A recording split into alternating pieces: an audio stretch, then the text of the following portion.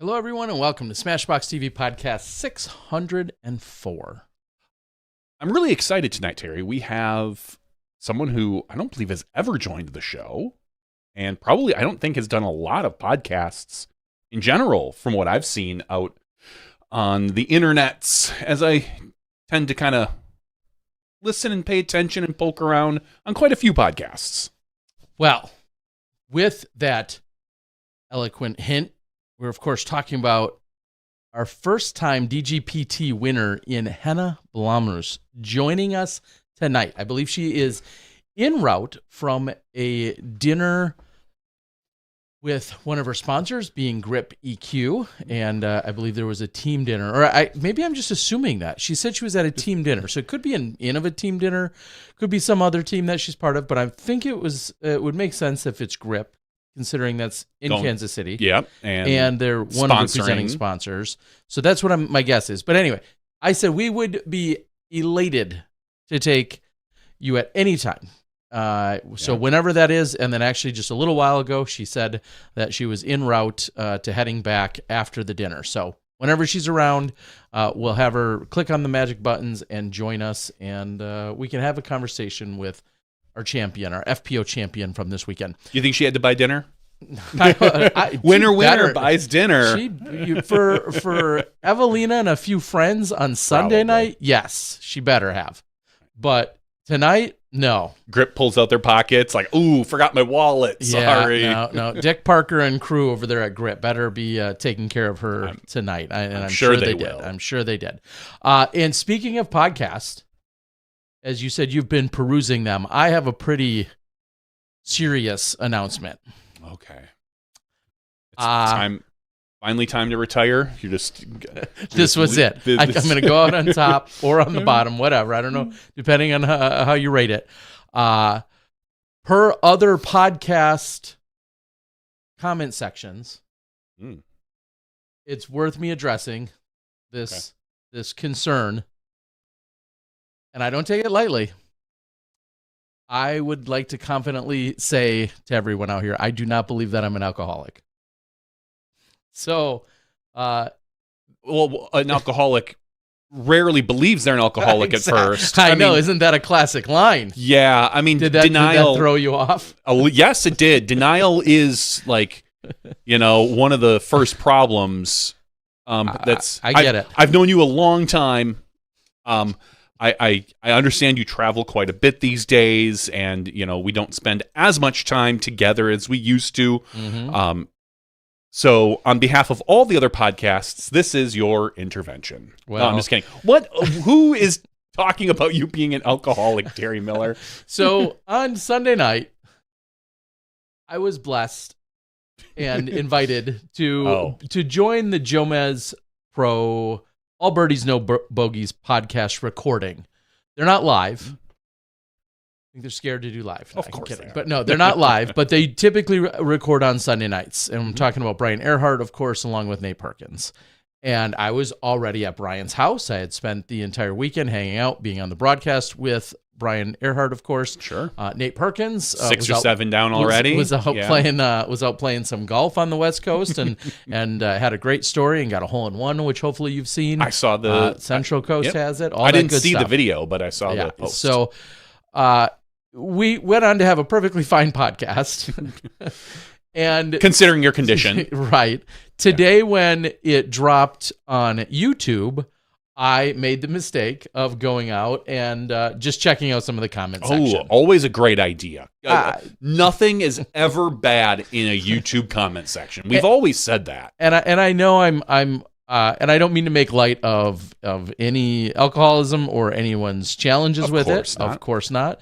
However, someone asked the question, and I should find it here specifically, but somebody asked the question and said, I'm wondering if Terry's an alcoholic. Were you drinking during the podcast? Yes. Okay. I was hammered. I was not hammered. No. Let's see exactly how it was worded. Can I smell that rock star you have over there? I'd just like to double check. It's a mixer. Don't worry about it. It's mixed in. Famously, we've been doing this on Tuesday nights for a decade plus. 12 years now. Terry has never drank here. I don't say never. Not never, but so rarely. I usually sit down here, and I'm not tonight. I've got a glass of water tonight, but with like a whiskey or some sort of mixer that I make. I drink maybe once or twice an hour, and not. You have to stumble upstairs every week. I have to carry you up the stairs usually when we're done. I'm a lightweight, which makes my problem much better. No, I'll sit down here with one I've offered you, and you're always like, "No, I got to drive home and this and that. I'm not going to bother." Like not famously, but which is why religiously. To me, pretty religiously that you have not accepted. No, someone my offers had said, "I worry Terry's an alcoholic." Red face, always talking about drinking and always drinking on camera when he can. And I replied, I said, "That's a hot take." All those things are not wrong. I said, "That's a hot take, but always seems like a stretch." And I'm certainly not doing it on camera whenever I can. We typically go 2 or 3 hours every Tuesday, and I haven't had an adult beverage at Johnny V's podcast studio in years. Yeah. I have discovered barrel-aged stouts in the past 5 years, but they are consumed sparingly. And as for me being red in the face, check the tapes because I'm almost always red. Beverages are not. That's right. Completely true. Because usually it's sun. Or I just run a little warm. You do. You have a natural complexion. I also eat jalapenos like they're Tic Tacs. Yes, you do. I don't understand how you can do it, but he graciously replied and said, "Terry, I said I was worried, not criticizing. Glad you cleared it up." And I did say. I said, "I appreciate it, the legit concern. Beverages have never impacted my work, and I often go weeks." I've seen a few Tuesday night podcasts with you on site where I would say the beverage. Work is a strong. Okay. Right? Like, you've had a few after, like, your own after shows. Right. After, you've been off. That's bonus content, though. Yes. I said, "I often go weeks or months without having any. I know alcoholism comes in all shapes and sizes, and I feel bad for anyone battling it, but anyone that knows me closely would tell you I am all good." Yes, so, I 100% agree with that. So just to dispel any rumors. Anyway, and it's fair. We were sitting there, we were having a couple of beverages. At the end of the weekend, those were my only ones of the weekend, coincidentally, come Sunday night after being down there for 4 nights. And nothing got out of hand or sloppy or silly or anything like that. But it was, of all the things, I make an appearance on the Jomez podcast, and that's one of the takeaways. I didn't say anything dumb even. I haven't listened to that one, so I highly doubt that. Maybe there's I'd say there's an 80% chance you said something dumb. Nah, okay. Maybe. It was an hour and a half, so I know. It's kind of like Ganon with long tournaments. Like, the longer the tournament, the better chance he has to win. The longer the podcast or the live mics in front of me, the better the chance I have to say something dumb. More, yeah, certainly. We all do. That's All right. Well, let's just, for the sake of it, because we'll see when Henna is gonna pop up at any point. Before we even get to results, we'll just quickly touch on some of the humor going back and forth with regard to broadcasts and mics that we saw Gavin Babcock clap back, I think, a little bit at a comment made during the... Dude took some strays this week. He did. And to be fair, I threw some in a very, very lighthearted, jovial way myself at one point. But did you miss Gavin Babcock? No. I'm just kidding. I love Gavin. I've said that before. Oh, yeah, of course, as do I. And so it was just funny because he, I think, here's the kicker. And if you don't know, I'm sure you guys know by now. But we'll set it up real quick. Go ahead. Jomez, the Yuli and Germ are doing their normal recording. They are recording and commenting on the lead card. I believe they were at 14. 14. I get them all confused now. Damn you, Jonesboro, wrecking me. And in the background, you can see Gavin on hole, I think 18, running like a 60-foot putt that he just barely misses, airballs, and goes deep. No surprise. That's not for any player from that distance. I assume also for birdie, but which is kind of a side note. But I have no clue what it was for. I did not look. I'm assuming I did not get that deep. Yuli catches that and sees it in the background and brings it up. And then, of course, they go through, I think there was a replay where, then at that point, then Germ sees it. They take a minor pot shot at Gavin, just chuckling and laughing that he missed a 60-footer. It gets out on socials. Gavin catches that. And like you said, kind of claps back. More or less saying, hey guys, why don't you work on putting? Why don't you work on your winning? game? Work on your game and winning, and then posts the results on his socials. Good tournament, you two. I think is what the caption read with it. And obviously, it was humorous. It was humor. I think it was humorous on kind of both sides. Right. It was, I think, supposed to be a joke. Yuli and Germ are, they're chuckleheads a lot of times, like we are, like we can be. That caught Yuli's eye. He brought it up. And then I also think, Gavin, maybe clapped back. I don't want to say a little sharply, but you could argue that. It just depends where you're coming from and how your week has been going. I think I told you this. Personally, I would have rather seen something along the lines of, I was just trying to get down to play with you guys or something like that. Sure. Figured if I kept missing, eventually I'd be playing where you guys are. I'd get to play with some of you guys. Or maybe, if I miss enough, I'll get to comment on Jomez or something along. No. I personally would have come back with a little more sharp humor. He came back sharply without as much of the humor and take your side, whatever. There's a whole long thread on Reddit about it. Oh, I didn't even see that. Oh, yeah. And unfortunately, I think a lot of people are taking, quote unquote, the Yuli Germ side, but they're also some of our most beloved social people that everybody, kind of knows. And Gavin, while he is well known, especially amongst touring players and everything, you've got a whole social crowd that grew up, quote unquote, watching Jomez. So there is some favoritism there. Sure. So, but I don't know. It was all kind of like, haha to me. I don't think they certainly weren't trying to be mean-spirited, but it might have come off that way. It probably came off that way just a little bit, which you can totally understand. Oh, yeah. And I could see him thinking like that. Funny enough, I just looked, that ended. His 7-hole birdie streak was him taking a par on the 18th, like an insanely great back nine to finish out his tournament. And then, and it's a 60-footer. It's not like, now it maybe hit different if it was a 7-footer or something like that you would never expect someone to miss, but it was a 60-footer or whatever it was. So it was kind of funny. I'm certainly not getting too bent out of shape out of it, in that you can see both sides. And I think Gavin would like the respect for being a solid player, and I understand that. And those two guys record, and I'm sure they have a bunch of stats in front of them for the lead card and this and that.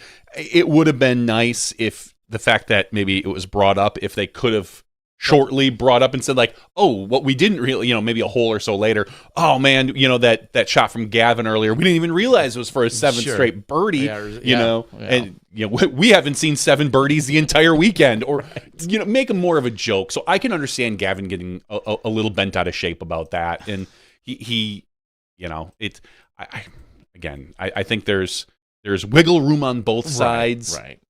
Yeah, but it's either way. It's fun. I'm here for the drama. I truly am. More. I was gonna say I don't feel like I'm basking in it or dying to have it, but when it unfolds and it's relatively light, I'm good with it. But at any rate, all right, let's quickly talk some MPO results. We know that Gavin birdied 7 out of his last 8 to finish. That's a solid finish. So I'll tell you we that. could lead with that. Not quite almost as good as exactly what Isaac Robinson did. But anyway, give us the top 10. All right. Ganon Burr wins by 4 strokes. He had 4 strokes going into the round, which really there was, I believe it was 4, maybe it was 5 even. Jeez. No, I think it was 5. Was it 5? Oh, yeah, it was 5 over Hammes. It was 5 over Hammes. That's right. And just making Sundays, quote unquote, boring like on that particular course, I think going in with that much of a lead, it just you just knew Ganon was going to walk away with this one. That is how this played out. And it's not like Ganon shot phenomenal golf. He shot great golf 3 straight rounds, an 11, a 12, and an 8. You know, Isaac Robinson, that final round, shoots a 12. We know that there's more out there. We know that you can get 13, 14, 15. If Ganon had shot one round of like 15 or 16, I didn't see much. Then again, the weather wasn't necessarily in their favor. It was pretty windy the first day. Yeah, it was windy and nasty the second day. And it's a little bit more open. They're probably not used to playing such wide fairways. Ganon just continued to shoot good golf. You know, consistently good golf. And no one could shoot great golf to beat him. Yeah. Like, someone needed to shoot a great round to catch him, and no one could. Isaac came the closest with a 12 down. A 1080 round. Adam Hammes in third place, shooting a respectable 7 down to take third at 25 under par. Calvin Heimberg, 8 under that final round to get to 24. Sully, 23 for fifth. Then Niklas, your winner from the previous week, your major winner, tied for seventh between Zach Nash and Kyle Klein. So it's good to see Kyle able to turn it around from how he played the week before, because you and I had speculated that there could have been an injury impact the way he finished, and I think even the way he started the round one, he started with a 6 in round one. So I had seen that, and I was like, oh, geez, like, is there really something wrong with him? Immediately rattled off 3 birdies to follow, so thankfully it was just that. Hopefully it was just, you know, a little bit of I don't careism at the end of the last event. Maybe that kind of got to him. Ninth place, Chris Dickerson, tied with Robert Burridge and Luke Taylor. That rounds out your top 10 for MPO. I'll ask you, any surprises in there to you in the top 10? No, just a name we haven't seen as much lately is Zach Nash. As I see our green room lighting up, so awesome. We'll get to Henna in just a moment. But yeah, Zach Nash would be the only name we just haven't seen as much of lately. Not a surprise to see him shoot the golf that he did, and he had, especially that 10 under bogey free during the final round, which was awesome. But AB maybe struggling the way he did, especially in round one. This course you would think would set up for someone like AB, but honestly, AB is known for his distance. This course, for MPO, it didn't feel like you needed a ton of distance. It helped on 1 or 2 holes. When it was windy, you like seeing the distance players be able to power through stuff, and it was so windy, and he was just finding himself off the fairway in round one, and then played mediocre from there. So AB actually, it's funny. I looked up some stats, and we're going to get to Henna in just a second here. I'd have to look it up. Traditionally, I don't think AB plays well in the wind. Like relative, you think we've talked about wind golf before, where it doesn't necessarily help the best drivers. What it does is it eliminates the best putters. So it kind of brings the people who are really good at putting down to the people's level who aren't so good at putting. And that it kind of levels out the playing field in that aspect. Obviously, with AB, he's got all the power in the world. But but I mean, he can get beefy with it. Yeah, he could definitely get beefy. All right, well, we will table all of that senseless MPO conversation. It don't we can matter. set that aside for now, because for the first time ever, joining us here on SmashBoxxTV, we are honored to bring in our Jonesboro Open champion, Henna Blomroos. Hello, Henna. How you doing? Good. How are you? Good. Yeah, you sound great. Yes, thank you. First of all, I know, of course, I said it on the show many times, but congratulations. And how are you feeling 2 days later? Thank you. I'm still feeling great. I still can't believe it's true. The next day I woke up, I was thinking, was it dream? But it wasn't. So it's a real thing. Oh my gosh. You have been close, including just last weekend. Compare your experiences at the 2 courses, at what you played in Virginia versus what you're playing in Arkansas. Compare those courses for the world. Yeah, they are totally different. Like the Champions Cup course was so wooded, and you really needed to focus on every shot and every angle to hit those angles like perfectly.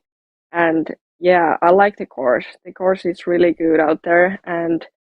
But yeah, this Jonesboro course, it's way different, but it still was hard to throw those far shots because of the wind. It was so windy like first 2 days, so it was still like normally you don't have to focus that much on every drive on the open course, but those first 2 days it was like you can't like misdo anything with that wind or you are going to be in the trouble. How different was your bag from Virginia to Arkansas? Did you take out any discs and put in new ones, or swap them? How different was your bag, or was it the exact same for the two events? Yeah, it was the exact the same on both. I mostly have the same discs all the time. I don't like to change anything because if I take something out, then I will definitely need that one. Yeah. Okay. That's how it goes as a disc golfer. Then the follow up to that is, and that's why I even almost hesitated to ask. The follow up is, how many extra discs do you bring along from Finland when you travel over here? I think too much. I have one suitcase just for discs, so I think I have like 30 or 40 discs with me, and yeah. Knowing you're obviously Evelina is often traveling either with you or roughly the same time, and you're good friends with like Jen Allen on the team and a few of the Owen Scoggins. Do you ever rely on anyone else to maybe get a replacement disc, or do you always have everything you could possibly need? I think I always have almost everything I need. I don't remember the time. Maybe like I would say 4 years ago, I get the destroyer from Jen. But yeah, that's it. Good. Have what you need. One thing you said at Champions Cup, we were talking about being gone and your feelings and what you're going to think about, and you had said your husband, and then that immediately made me think, when you won this, what was that phone call? I assume you got on a FaceTime or a phone call or something. What was that phone call like? I don't know. It was pretty normal. We called the next day because it was pretty late back in Finland, and I was pretty busy after that. We went to eat and everything. So yeah, I just asked how he is feeling, and we chat about it, and he said that he is so proud of me. So yeah, it was a good call. Did he stay up to watch, or did he find out the next morning? He stayed up. All right. Yeah. I know it wasn't the end that of late. FPO isn't too late, but some people are early birds. No, you've got to. He's got to stay up and watch you. Does he play often or not too much? He loves to play, but he doesn't play tournaments. Okay. So yeah, when I'm back home, we are playing pretty often together. Okay. Excellent. We were talking about it before you arrived. Dinner on Sunday night. I can only imagine what that must have been like. Who was there? How did you guys celebrate? It was pretty chill. I went to Longhorn with Taylor, Sophia, and Bradley. It was pretty chill. Just ate a steak and went to have ice cream and back to the Airbnb. I love it. We have a saying here: winner buys dinner. Did you pick up the tab? Did you buy the dinner for everybody? No. Oh, that's okay. I'm sure Bradley. You're from Finland. You don't have to. You don't have to. You're not.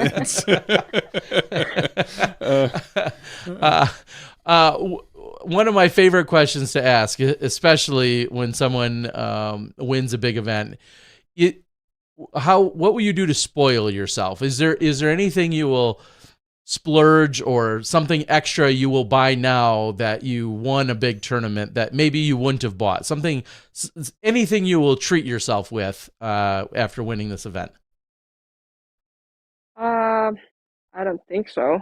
I have been thinking a new phone, so maybe I will buy that in the fall. I don't know, but I don't really like to buy new things.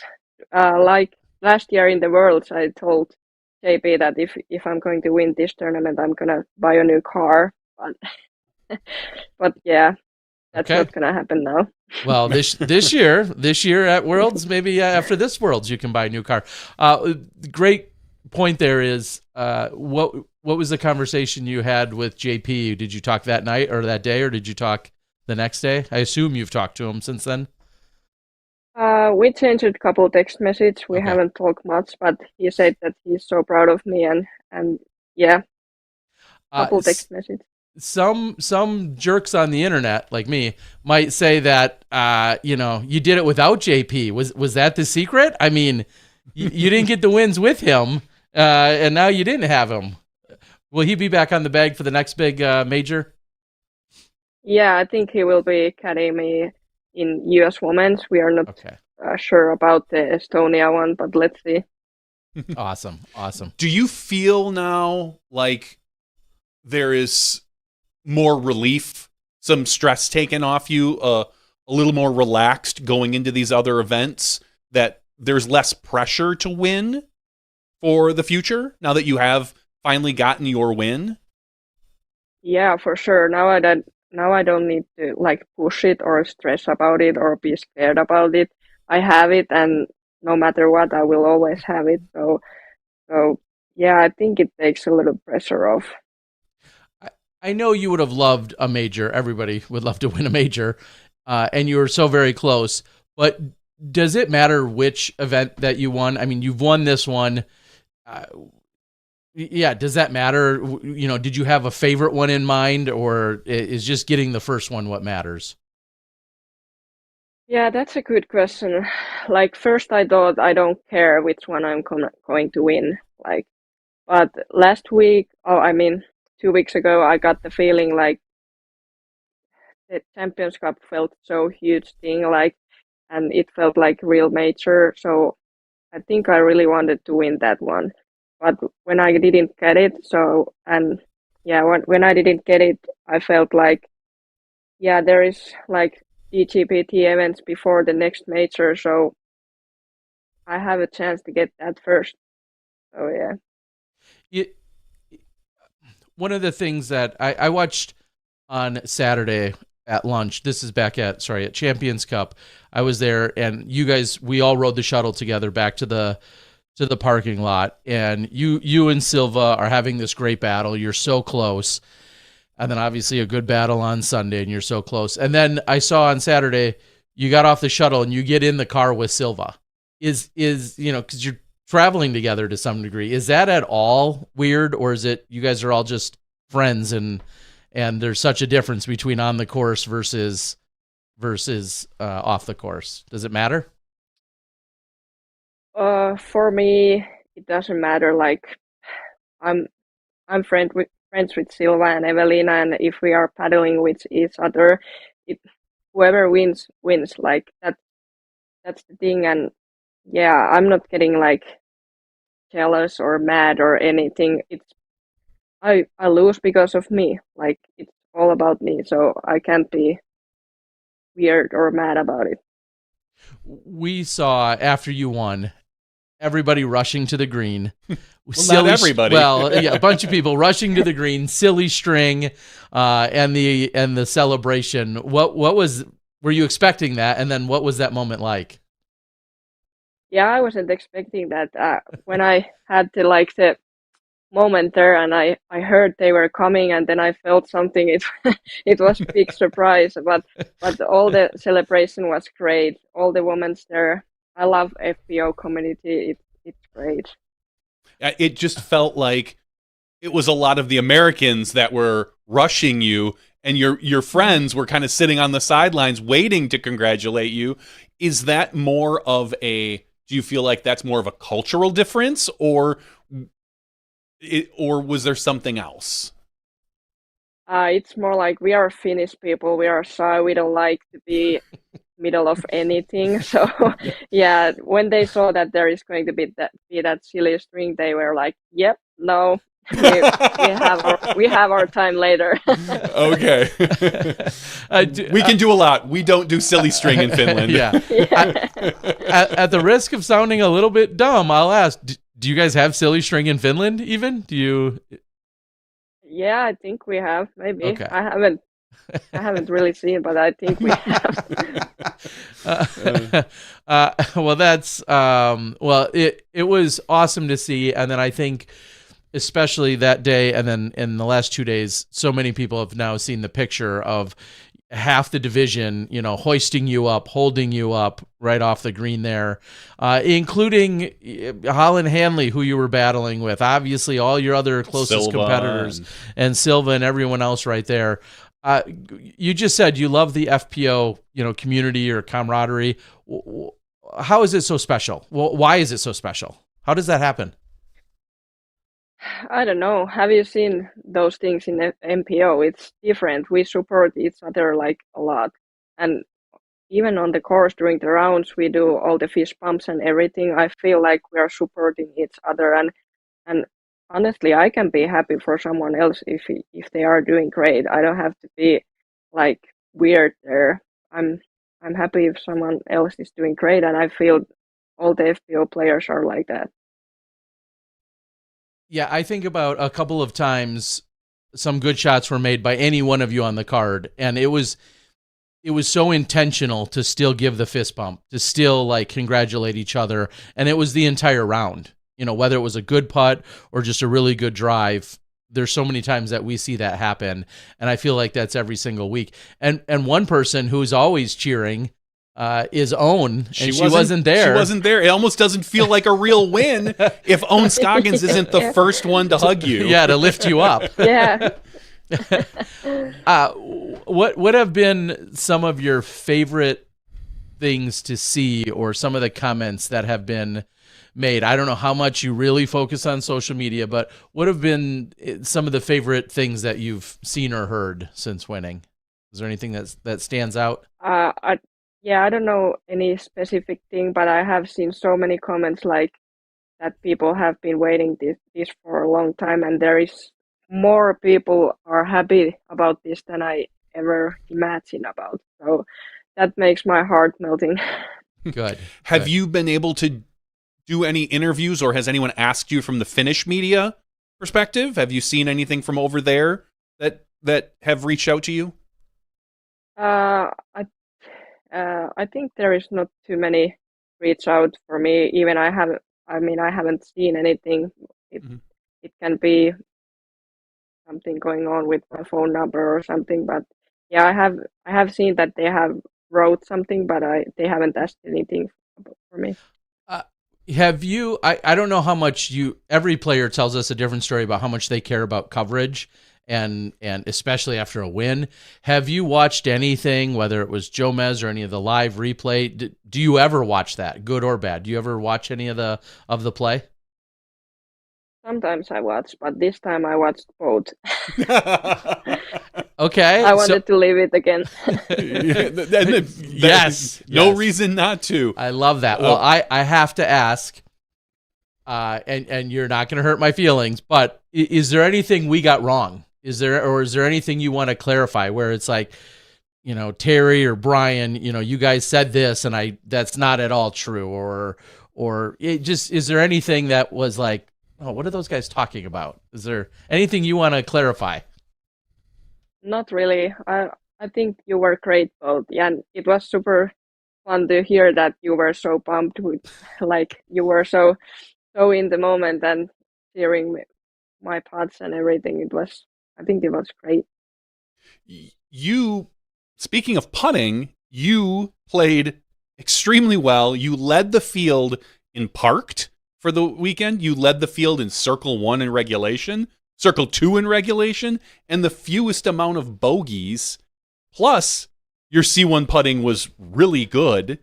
What have you done over the last few years to change up your putting to see this kind of improvement? Because we saw you play well last week, and a lot of people were just wondering, well, is this going to be just a 1-week thing, or is this continuous? What have you done to improve your putting?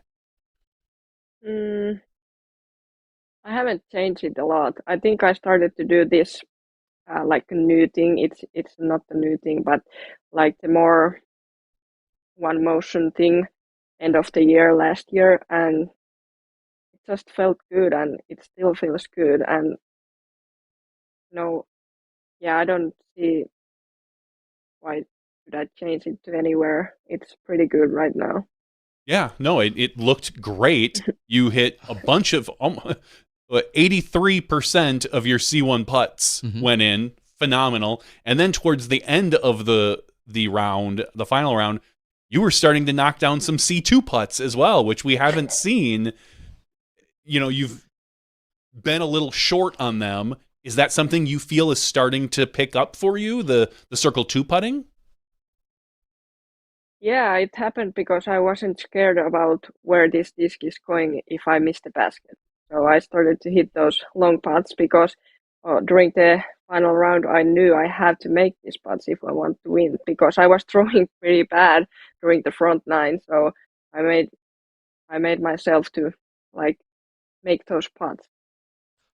And honestly, this is the way I wanted to win the tournament when I going to win it. I wanted to make some putts and yeah.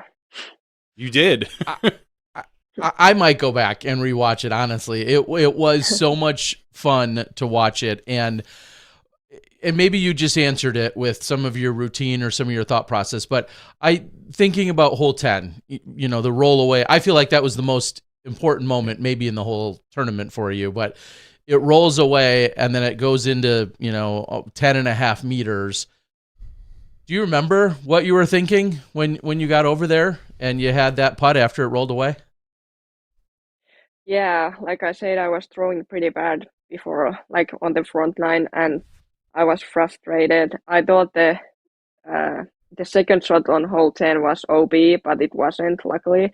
But yeah, went there and that putt rolled away, and I was like, is this going to be the same story again? Am I going to be so close but not get it? And I was so frustrated. But then when I like walked behind the putt from C2, I decided I have to make this one if I wanna still win this one. And I focused, and it went in. And after that, I knew this is possible. I can win this still, and I'm not out of the competition. And that got me like fire. I loved it after that. Yeah, and I was just gonna say, every putt after that looked almost perfect. Like they weren't like, oh, you maybe just barely got in, or they were a little left or a little. They were like dead center. They were so good, and we talked about it every time one went in. We talked about how good that putt looked. Did it feel easy, or was there still just as much nerves? What were you thinking during the rest of the other putts that all looked so good? Yeah, it was weird because I wasn't too nervous, like, or too scared about those putts. It felt different, like this time, and even in the morning when I woke up, it felt different. And honestly, it felt different already during the Champions Cups. It felt like I got, I have been more relaxed or something. I haven't been that worried about, and in the morning, Jonesboro last day, I felt like this win comes if it comes. Like I don't have to push it, and I think that was the key. But back with the putting, uh, I made those couple really good putts, and on hole 15, I was on the circle 2, putting for par. I felt like I can't make this putt because I have already made so many putts. But then I was like, stop thinking that you can really make this putt, and I cleared my mind and went there and focused, and that was dead center, and that feeling was awesome. Yeah. How did you feel walking up to hole 18 with the lead that you had? Uh, yeah, it was like 50-50. I knew that Holland wants to get this win too, and if she parks it or gets it in bounds, it's gonna be pressure for me. But when I saw that she went OB, I knew that that's it. Like I'm gonna win this tournament, and that was a really big relief. That was something I think I talked about, was knowing that as you guys played the last couple of holes, that Holland would be going first. And I didn't know if that would impact, whether you tried to lay up or whether you tried to go for it. After she went out of bounds, and like you said, you feel like you had it. Did you even think about trying to lay up, or did you even care where the disc went? I mean, clearly you're trying to get in bounds, but did it really even matter to you? Yeah, I haven't practiced the layup play, so I think Okay. it's just easier to send the disc there and let's see what happens. It should be pretty easy to get in bounds there, but yeah, I had a pretty low throw at there, so yeah, but I would think that layup would be harder to like lay up and then have that little upshot there. Mm-hmm. So yeah. Yeah, no, that makes sense. It's funny to hear players in the booth. Sometimes we always think, oh, it seems so obvious what you should do, but then your explanation is perfect. You're like, I didn't practice that shot. I would never use that shot. So it makes perfect sense that even when you could lay up, that you didn't, and that makes perfect sense to me. So, we have you when we're looking at your schedule. Kansas City, obviously this weekend, and then Austin, and then you're back to Europe. Is that right? Yeah. Do you right now? Do you have even more excitement, or do you feel like a sense of like calming down and a little relief that you've won this tournament, or do you have more excitement to even go play this weekend? Like how are you feeling? I would say I feel like pretty same before the win. It didn't Okay. change anything. I still have to like improve my putting and everything. Just keep grinding and yeah. Honestly, I want to win more, but it just doesn't happen like this. It's not easy. Like still, even I have to win. It can be easier now when I don't have that pressure anymore. But it's hard to say what's gonna happen in the future. Right now, we've had 5 different winners in FPO over the 5 events. What is that? What does that mean to you? What does that say about the division? Yeah, it's growing and everyone is playing better and better all the time. Like it, this is the highest level F, FPO ever. Like, and I like that anyone can win. Like, it's not the same person every time. It would be boring if it's the same person all the time. Oh, you So throwing I shade like at it. Ganon? Everyone. Are you throwing shade at Ganon? No, he's so good. Sorry, go on. But yeah, you're saying it's more exciting that way. It's exciting for you even as one of the competitors? Yeah, of course. If I make to the lead card, there can be like different people every time because I feel like a couple years ago it was always the same people out there, but now there can be anyone. Like on the Jonesboro last day, it was Katrina, Kona, and Holland. Right. Yeah, I mean that was the first lead card for Kona since the 2021 MVP, and the first time we've seen her. And Katrina, her last big win was 2023. Kona was 2021, sorry, and Katrina was 2023, and very much had a chance to win this weekend as well. So it has been very exciting. Who's going to be the next new winner then that we haven't seen? And I know you want to win the rest of them, but who's the person that doesn't have a win that you think might get one next?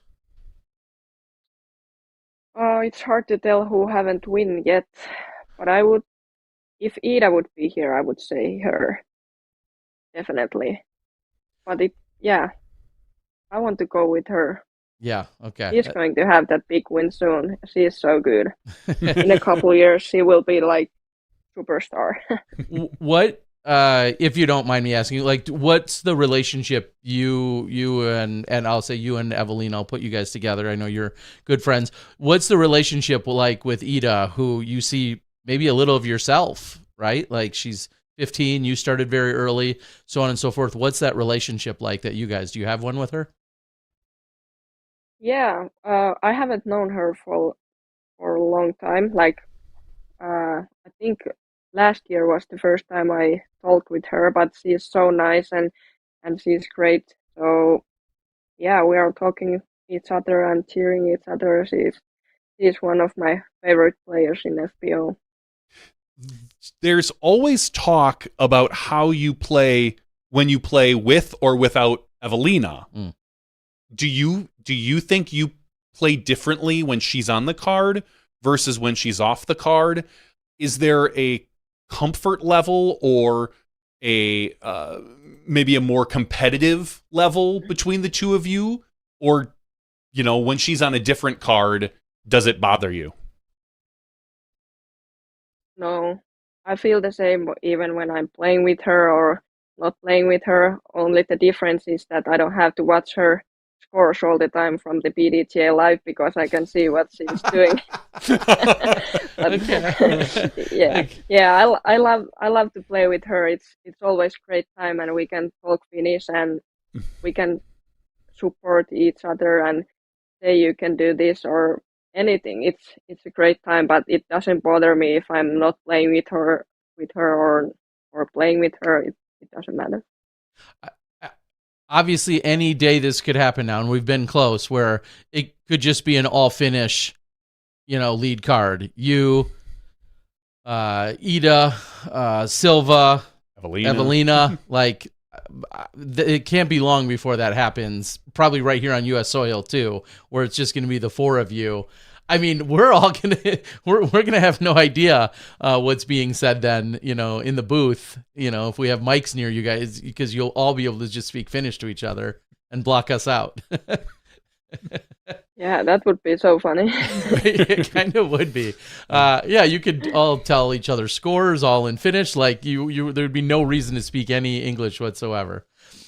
How? And I thank you so much. You've always been great in interviews. You and Evelina, 8 or 10 years ago, understandably, were a little more hesitant, to have interviews with people like me. I get it. But how comfortable are you with speaking English and having, whether it's a night like tonight or doing the interviews after the round, how comfortable are you? It's getting better. I don't care anymore. I can speak English. It's not the great. I'm not the great speaker, but yeah, it doesn't bother me anymore. And I like you are doing great job on the booth and interviews and you really know how our English are. So it's easy for us. Yeah. Is there anything that the interviewers could do to be more helpful, except for learn Finnish, which we're not smart enough for, or I'm not? But is there anything we could do to make it easier or better for you guys? Not really. I think you are doing great. I think you don't try to do like ask any like hard questions with hard words that we don't know. I think we Okay. know everything you ask, but sometimes there is people who is asking some questions with the words that I don't really understand, and they are doing they are talking like 1 minute and asking that one question, and I don't understand anything, and it's hard. But I think you haven't done that yet. Good. I'm glad. The one thing I've learned, especially talking to anybody that's not speaking English as their first language, I just try to keep the question a little bit more short and direct, and not go on and on with a bunch of flowery words, especially. So let's look ahead real quick to Kansas City Wide Open. How are you feeling about the course? Do you like the course? And does it feel more like Jonesboro or more like Champions Cup? I think it's mixed of both. There is so tight caps and tight holes in there, but there is still that open holes too. But I think there is more OB than in Jonesboro, so this course can be super hard. I think you can play like 10 down or 10 over on this course.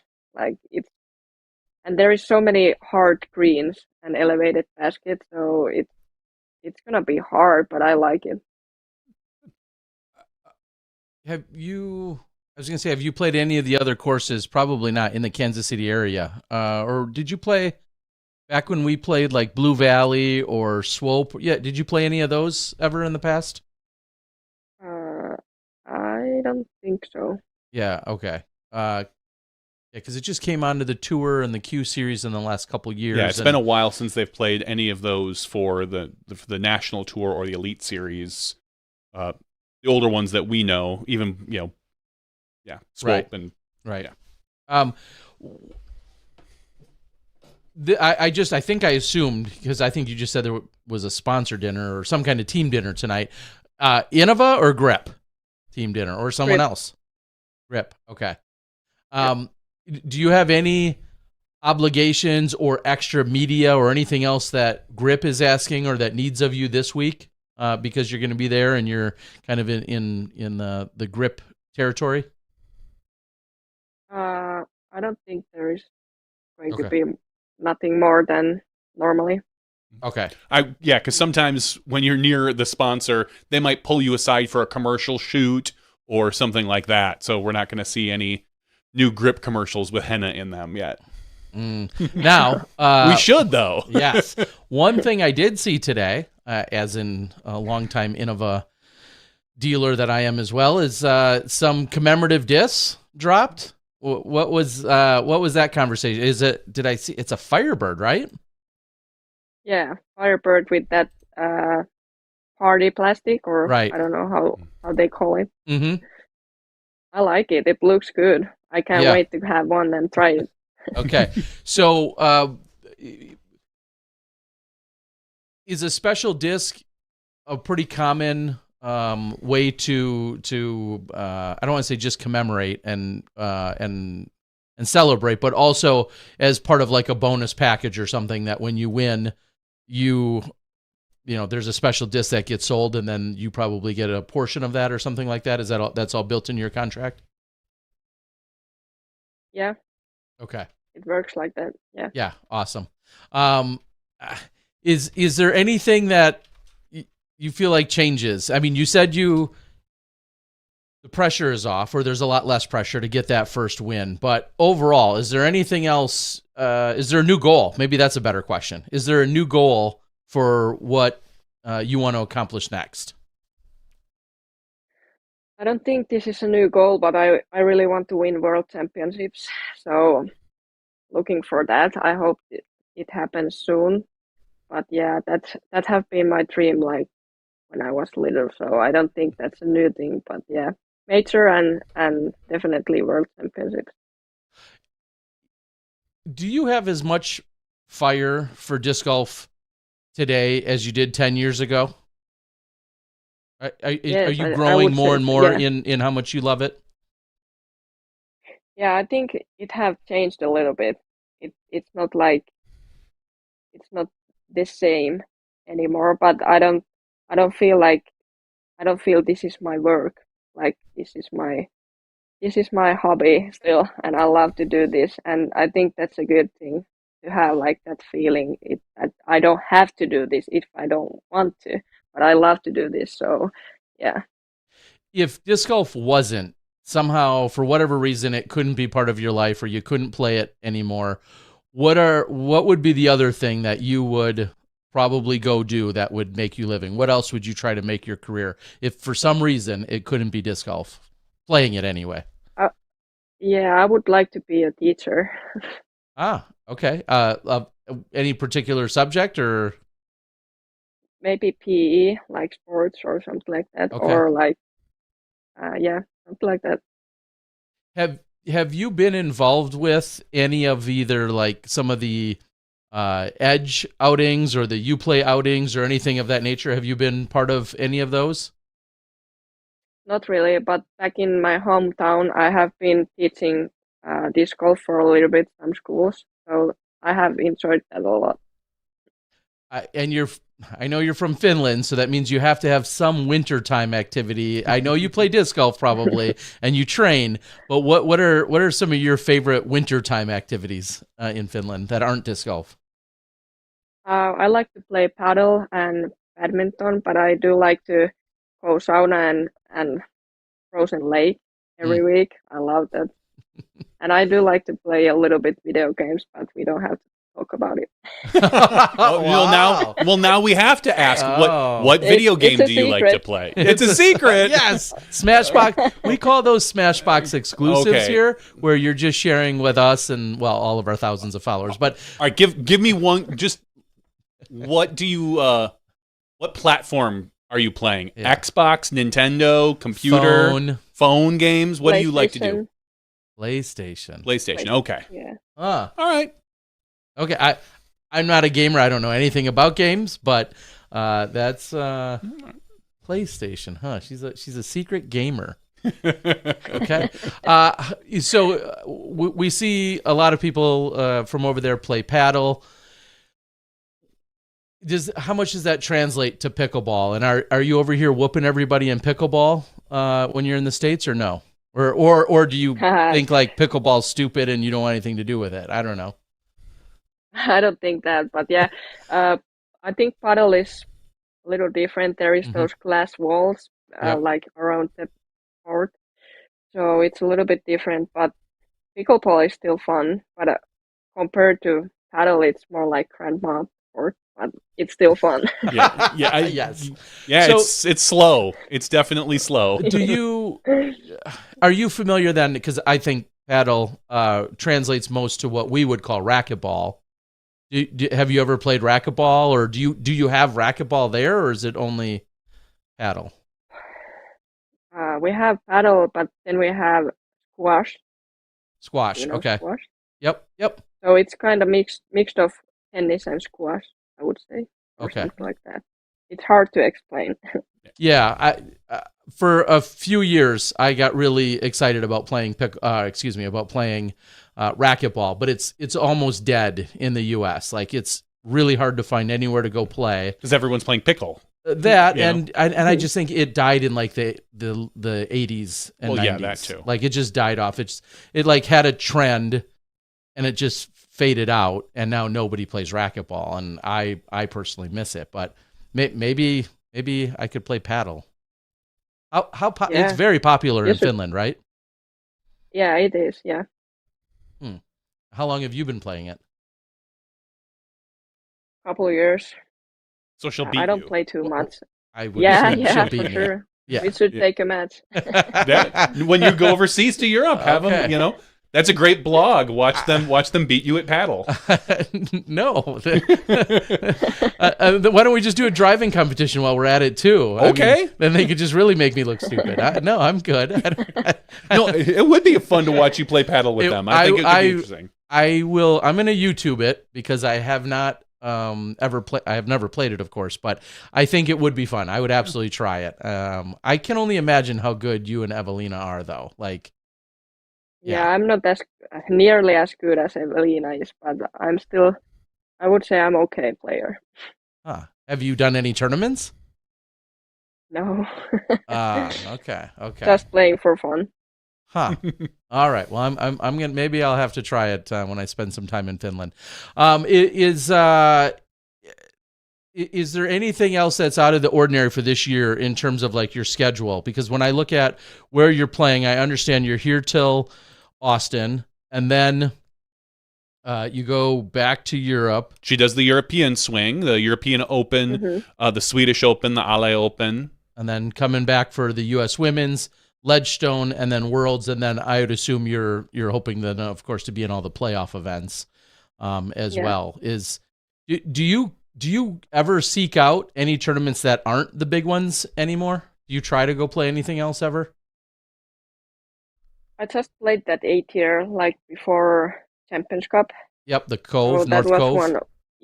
Yeah, I normally don't do those, so I don't think I'm gonna do those more this year, but maybe next year. Let's see what happens. It's a lot with all those traveling from Finland to here, and everything with that. So I don't really like to play every weekend. I like to get those like off weeks and practice more and relax a little bit more. Yeah. All these years you've been coming to the U.S., mostly you and Evelina. Is it getting any easier? Do you feel more comfortable here, or do you still like struggle when trying to get around in the U.S.? Yeah, I would say it's getting easier. Like I'm still scared of some points. Like I don't feel safe like Mm, everywhere. But I think we are getting better to choosing our Airbnbs and all the areas where we are staying. I think it's getting easier. And all the flights and they are pretty easy to book. So okay. it's getting better. One thing that many Europeans have told me, and I understand it now that I've traveled as much as I have lately, is that one of the things you guys think is the weirdest part about the U.S. is how your bathroom stalls don't go all the way to the floor, and they do in most other countries. And I understand that it does seem weird, and I don't know why we do that. But outside of that, what's something that you still just don't understand about the U.S., like why we do something or why something is the way it is? Like, what's something that still like baffles you or confuses you? Uh, it's confusing that how Walmart's parking lot is always so full. It's hard to find like a spot near the entrance. I'm with you. I don't understand either. Okay. Well, when you're coming over to the US, what's something that you really look forward to? Is it a particular restaurant or food or something you can't necessarily get in Finland? Is there something you get really excited for in the US? Amusement parks, whatever. Yeah. Chick-fil-A is one of those Chick-fil-A? I like to eat. Yeah, we don't have anything like that in Finland, so it's so good to have it here. It tastes so good when you get that first time. All right. Yeah, it's no Max Burger. That's for sure. I've had Yeah.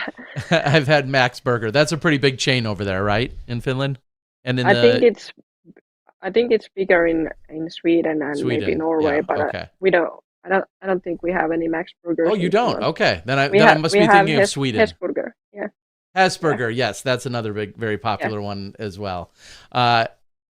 Is there any activity that you're going to do in the U.S. that, besides Walmart's and Chick-fil-A's, is there any like special activity, whether it's like a hiking area or an amusement park or any or a national park maybe? Is there anything kind of out of the ordinary you're going to try and do this year while you're here?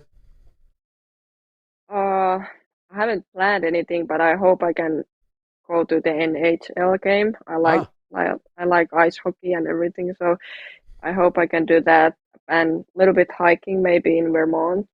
But yeah. What have you been to NHL games here already? Yeah, a couple times in Okay. Florida and in Nashville. Oh, nice. Very cool. Yeah, I think they're in the playoffs right now, aren't they? It's the NHL playoffs. So Maybe, got to get to a game soon before it's over.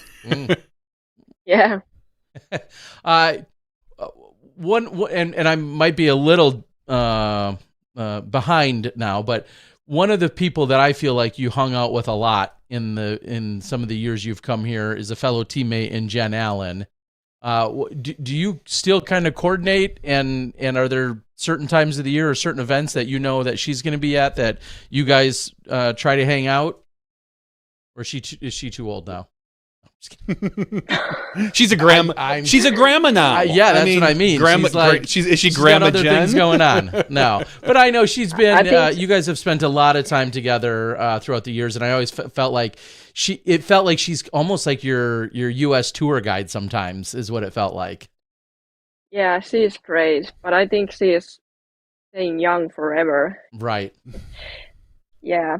But we are playing practice rounds together and going dinners and everything, so it's still pretty much the same thing as a couple of years ago. Awesome. Cool. All right. Well, before we let you go, we always have everyone recognize any sponsors or special shout outs or thanks you want to give. And then we can talk about where people can follow you and how they can support you. But go ahead and, if you want, go ahead and mention any sponsors. Or spotters. No, any. She didn't need them. Yeah. Any sponsors or people you'd like to recognize, feel free to go ahead and mention them. Yeah, I would say biggest thanks to Innova. They have believed they didn't stop believing me when I struggled on the putting green, and that feels pretty good. Innova feels like family, and they are supporting every time.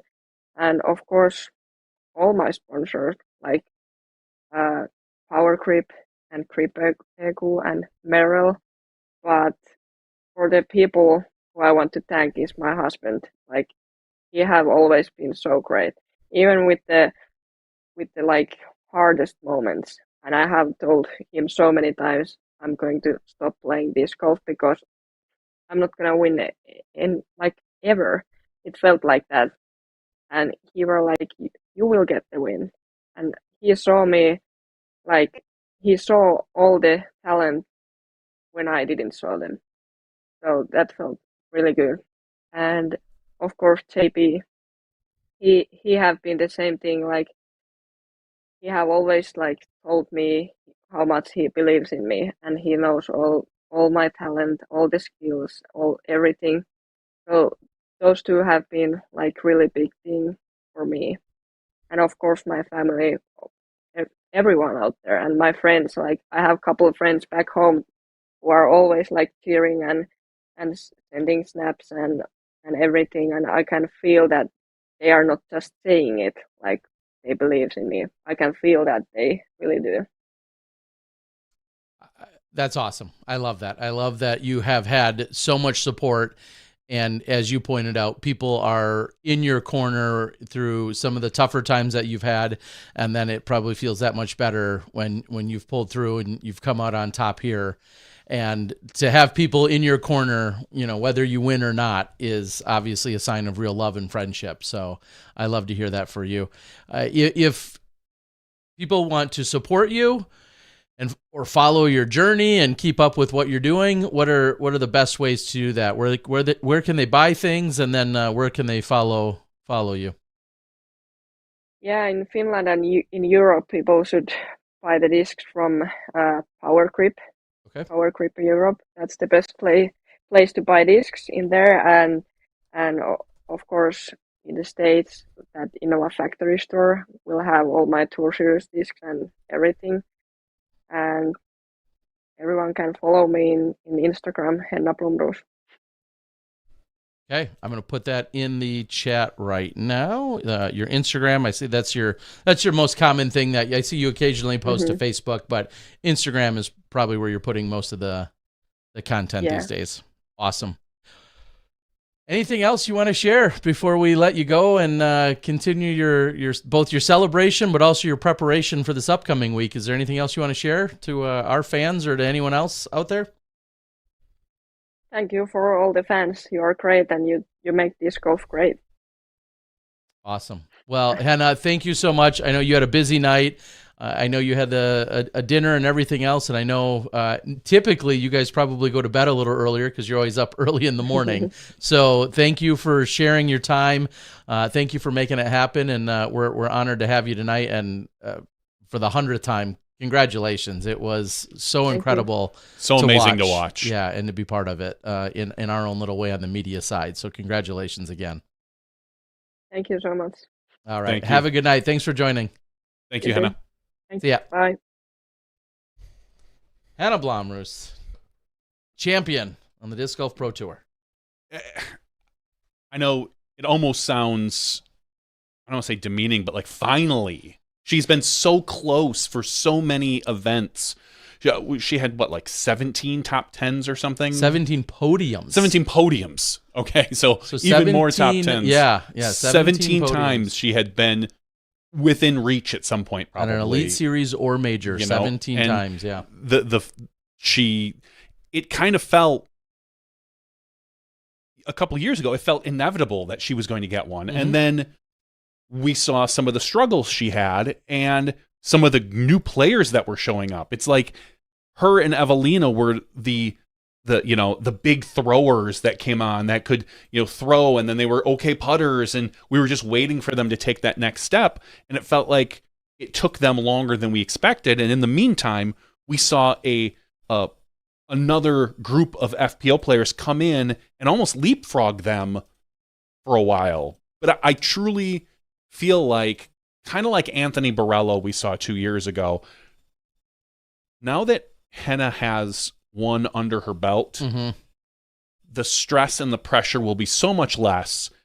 She will be able to, dial in her putt even more. And I don't know if there's that much more she needs to dial in, maybe on a few longer putts these days, but it looked good and it looked repeatable and it looked consistent.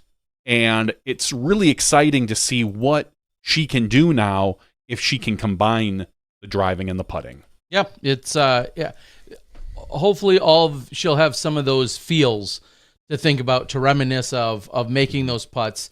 And it wasn't like she just needed one on Sunday. She then strung together, ultimately 3 or 4 really solid ones all in a row to close it out. And that's what I thought was even more incredible about it. One highlight putt here or a solid, couple of attempts, great. But she put them all together in those crucial moments to ultimately birdie 5 out of 6 as she was closing out her tournament. I mean, that's just absolutely awesome to be able to do that. 5 out of 6 birdies, that is. Yeah, and 11 through 16. From a range, and it started with a par on 10 after a roll away, which is the easiest time to mentally let your guard down, considering she was a little bit closer and then rolls out to circle 2. And then just to put them all together after that. And I'm not here to boost your ego of all things. I absolutely loved the call that you made when she hit that. Like the true excitement I felt from you was, and it was just, I think you even said something like I've got goosebumps, the excitement I think that the world felt for her, because it did feel deflating to watch her roll out and then think, she has not hit a C2 putt all event. And she literally has one this year. I ended up going back and looking, like one C2 putt the entire year, which she's been here. She didn't have any at Champions Cup in 4 rounds. And I think she had one at Queen City that she connected on from C2. It's almost storybook. Right. To hit that putt at that moment. Exactly. You're like, what is the one hurdle that we haven't seen her complete? It was the C2 putting, and then for her to drain it at that moment, just a phenomenal ending to her story, honestly, at this point. And thankfully, she's got chapters and sequels to go, hopefully. Let's talk a little bit more about the rest of the field. We gave Henna Blomroos her flowers, as one would say. Second place, Holland Hanley. Holland making a run at the event. Hold on, let me load up the scores here. I was actually on the stats. So once the scores load for me, come on, PDGA. You got this, PDGA. There we go. Holland Hanley in second place, shooting at 13 under par for the weekend. Silva Saarinen coming out screaming on that final day, shooting a 9 under par, easily besting the rest of the field by like 4 strokes. There was a 6 under by Hannah Wynn, so by 3 strokes, and the lead she made up a ton of ground on the lead card, moved up 6 places to get into third place. It felt like she was a little too far out of it.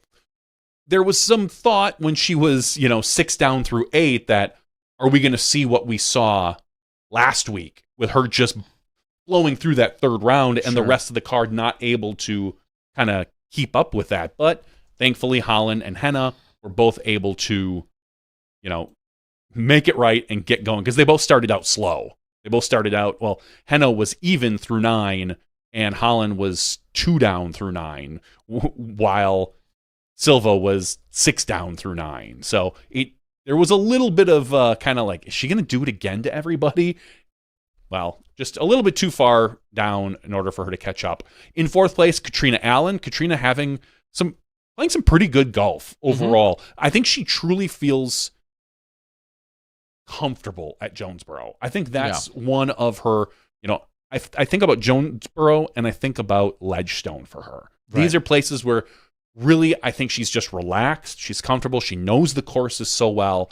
And when that falls into place, she can really compete And she was in it to the end. Right. You know, it came down to once she hit 14 and she took a double on 14 that really kind of knocked her out of it. But up until then, she was right there. Mm-hmm. Like, she had a chance to win. So that's good to see coming from one of our all-time greats.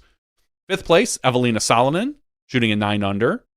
6th place, Kona Star Montgomery, who's had a quietly good year so far. Not great, not bad, but just kind of there.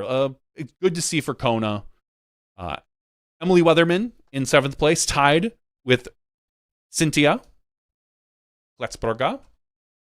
In 9th place, Annele Tugas Monaste, tied with Ella Hansen. And that is your top 10 for FPO.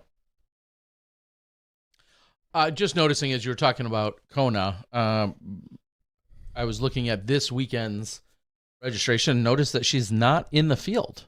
Interesting. And that was maybe she made a post. Maybe somebody probably knows something I don't. But yeah, that's kind of interesting to see her not. Who knows? Maybe she's got a wedding to go to or right, something. Yeah. We will see Missy Gannon and Owen Scoggins and Paige Pierce all back in the field this upcoming weekend. But anyway, awesome. I mean, the diversity, again, in terms of all the different countries represented.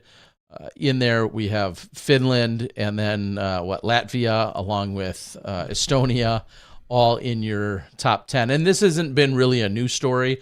We've seen more diversity country-wise in the FPO division than we have in the MPO.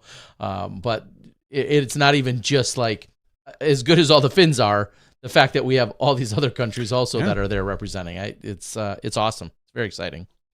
So congrats. Just trying to think if there's anything else to add to that, but there's not. It was a great battle.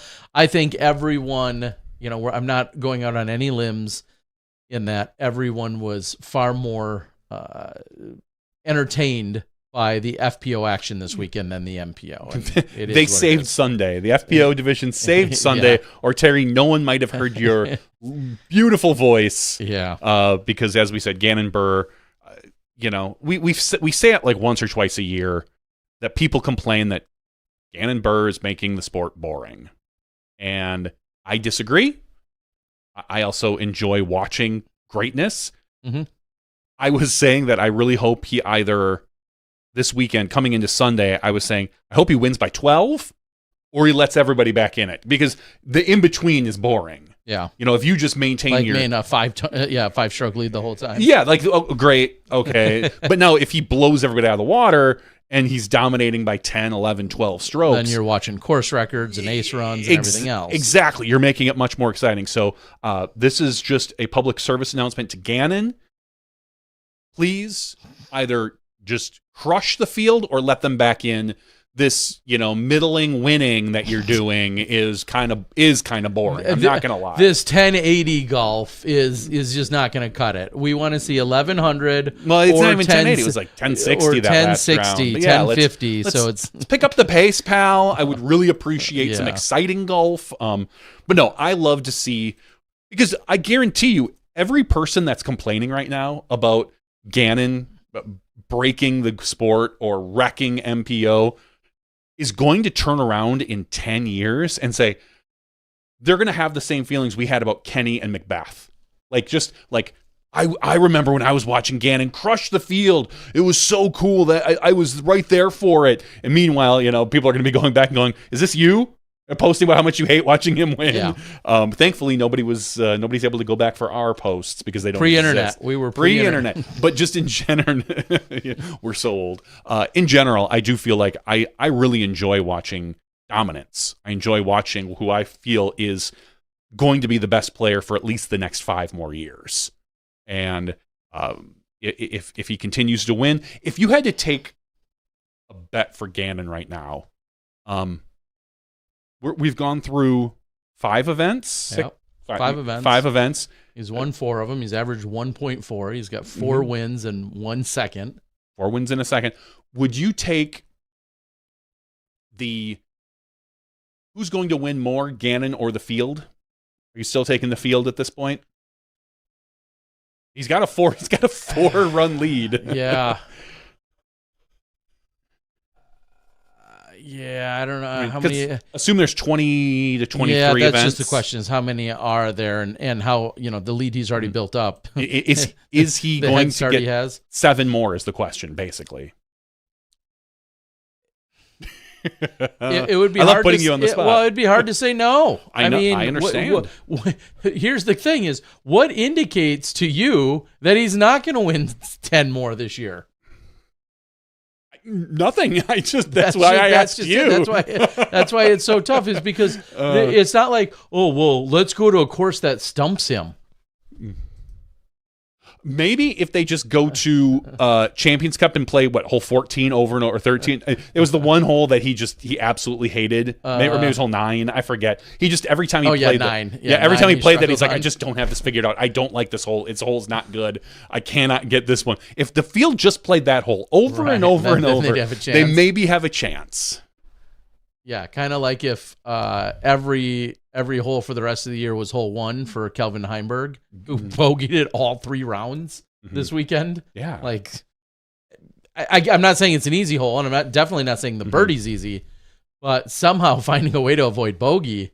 But yeah, all 3 rounds, Kelvin Heimberg bogeyed hole 1, which is crazy because that also is a hole where you'd be like, you need a low level line drive power shot into a specific gap. You're like, yeah, I'd rolled the dice on Kelvin all day long for a birdie, and then he just was off the mark and walked away with bogey all 3 rounds. So, yeah, I don't know. I don't know why Ganon couldn't win everything. I don't have a valid argument against that. I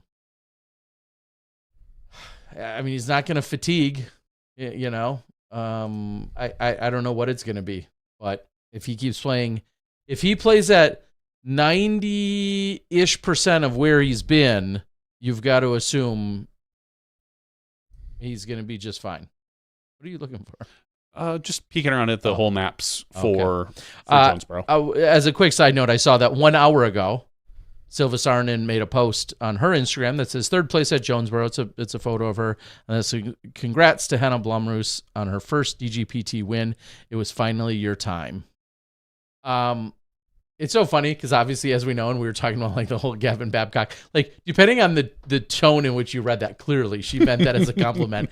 But that's the whole funny part about reading, the text is when you think about tone and inflection. But that was the word, and you used it, and she used it in the interview. Finally is the word that she used. The F word that she used was finally, and when she says it, I think it carries a different meaning than if you or I say it because of the connotation of being close and not quite getting it, and if we want to blame the putt or whatever all this time, but for her to say that word, I think is very impactful. Correct, but we felt that same way about Niklas. Because Niklas had taken 2nd place at all these majors, so for him to finally get one, right, and he's like 23 years old. Right. That's why maybe like it's as much as we knew high expectations. Yeah, exactly. It was as much as we knew with him that it would likely happen at some point. Yeah. Henna's road has been even longer. It has. I honestly, if you would ask me a week ago, I had no doubt in my mind that she was going to win an event. Right. I don't know if she'll ever win a major. The way she's playing, she could. Sure. But she's been there for him. Yeah, but a week ago, I would tell you, like, well, I don't know if she'll ever win a major. I always kind of felt like she would win an Elite Series at some point. Something had to click at one point where she either dominated the field in driving or just the putting came together just enough. I kind of felt that way. But again, as she even said, to win it this way was so good. It must have felt so good. Yeah, speaking of feeling good, while we're at it real quick, I'm going to give a shout out. One of our oldest, not in age, but one of our most loyal and long-term Smashies, Sam Martinson, enjoying a birthday tonight. Oh, happy birthday, Sam! So I wanted to say that Sam's on our wall. You're always you've got our back. He's peeking Sam. at us all the time. So on the mini wall, and I just wanted to say happy birthday to you, Sam. I think you're out there enjoying a beverage as you should be. And Greg over in Samui, who's been doing a ton of work. Happy birthday! It's his birthday as well over there in Koh Samui, Thailand. So happy birthday to everybody. I see a number of them out here on the Facebooks, but a couple of specific ones I wanted to make sure to get in there. All right. What else do we got? Is that it? That's kind of it as far as tournament play and tournament news. There wasn't really much from the DGPT. We're obviously coming to the end of our long stretch where, after KC Wide Open, they actually get, I think, a week break. Is that right? Yeah, a 1 week break before the 4-round Elite Plus event in Austin, which I'll be traveling to. And then 2 weeks after that, so they'll essentially have 2 full weeks to then get out to Stockton for the OTB Open, which is also an Elite Plus event. And then I think the weekend, is it 1 weekend after that or 2 weekends after that, is when they're up in for the Northwest Championship, which is probably a 4-round event again. So there's a grueling stretch of golf that is going to be coming up. And then there's a few of these Jomez series events. I'll be curious to see how those pan out. Me too. And how many players go and play? I'll pull back the curtain even a little more to that or question, which is, and this is going to be a phone call or an email, or maybe somebody can chime in with this. This could have been an email. I'm curious to know what the media rights and or plans are for that. Obviously, Jomez is there, but it's going to be a lightened crew. Mm-hmm. Does that open up possibilities for someone like me to come film some other cards? No. Wonder whose decisions that is. Is that's in a contract? I would assume that's the tour once it becomes a Jomez series, that it's the Jomez series, because I would guess that they're going to have cameras on first and second card. Probably a 3 and a 1. You've got your throw, catch, and probably a reaction or slow-mo cam on card 1, and maybe a single cam on card 2 to catch whatever players are there. Maybe you have a catch cam on 2.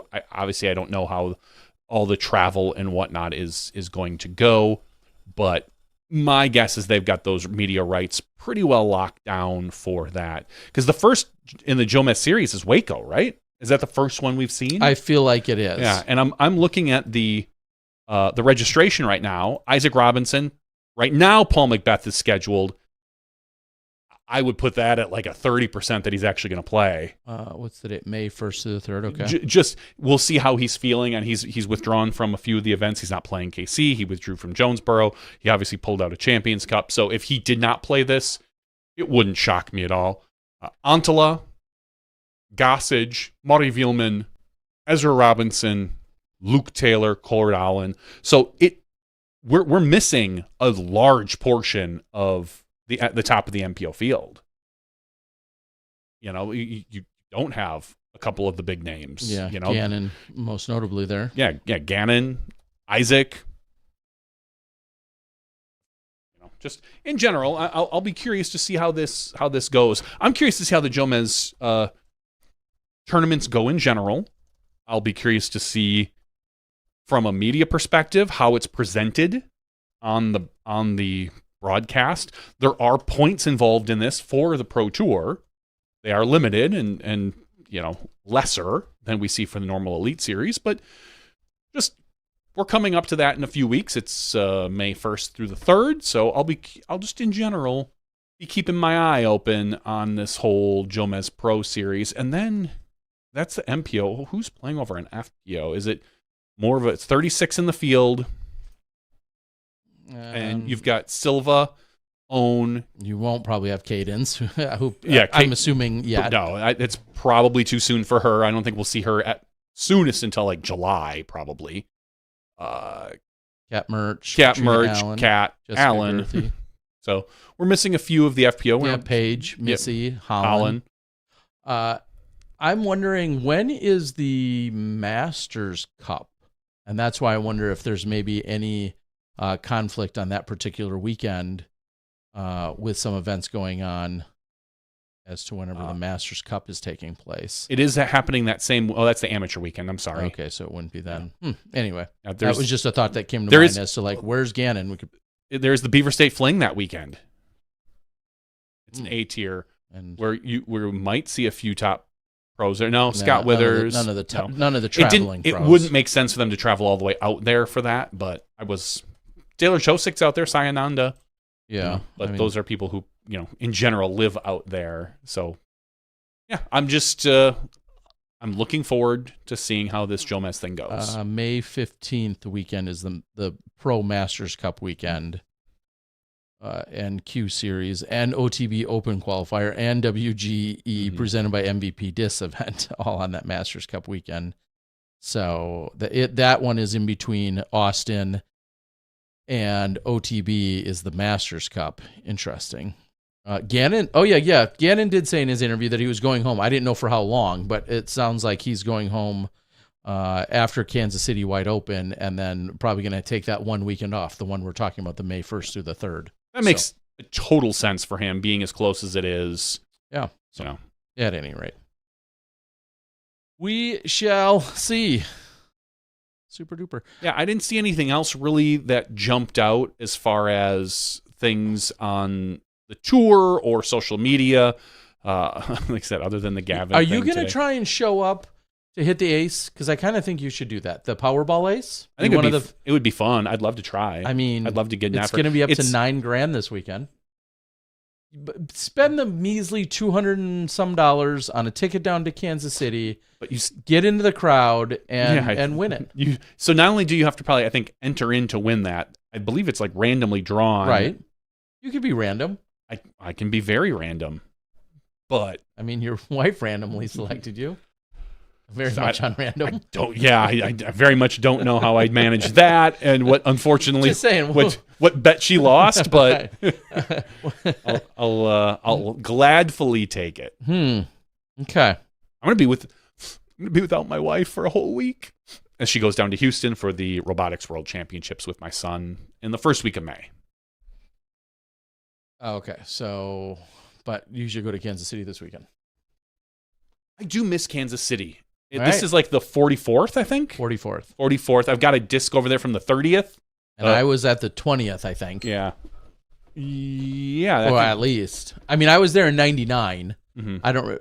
That was... Did I? You know. It was myself, Duster, and Barry. Okay. I know we went there for Am Worlds. We were there in 99, then, later for Am Worlds in 99. That's right. And then we were also in Kansas City for the... Well, you didn't go to the 2009 Worlds. No, I didn't.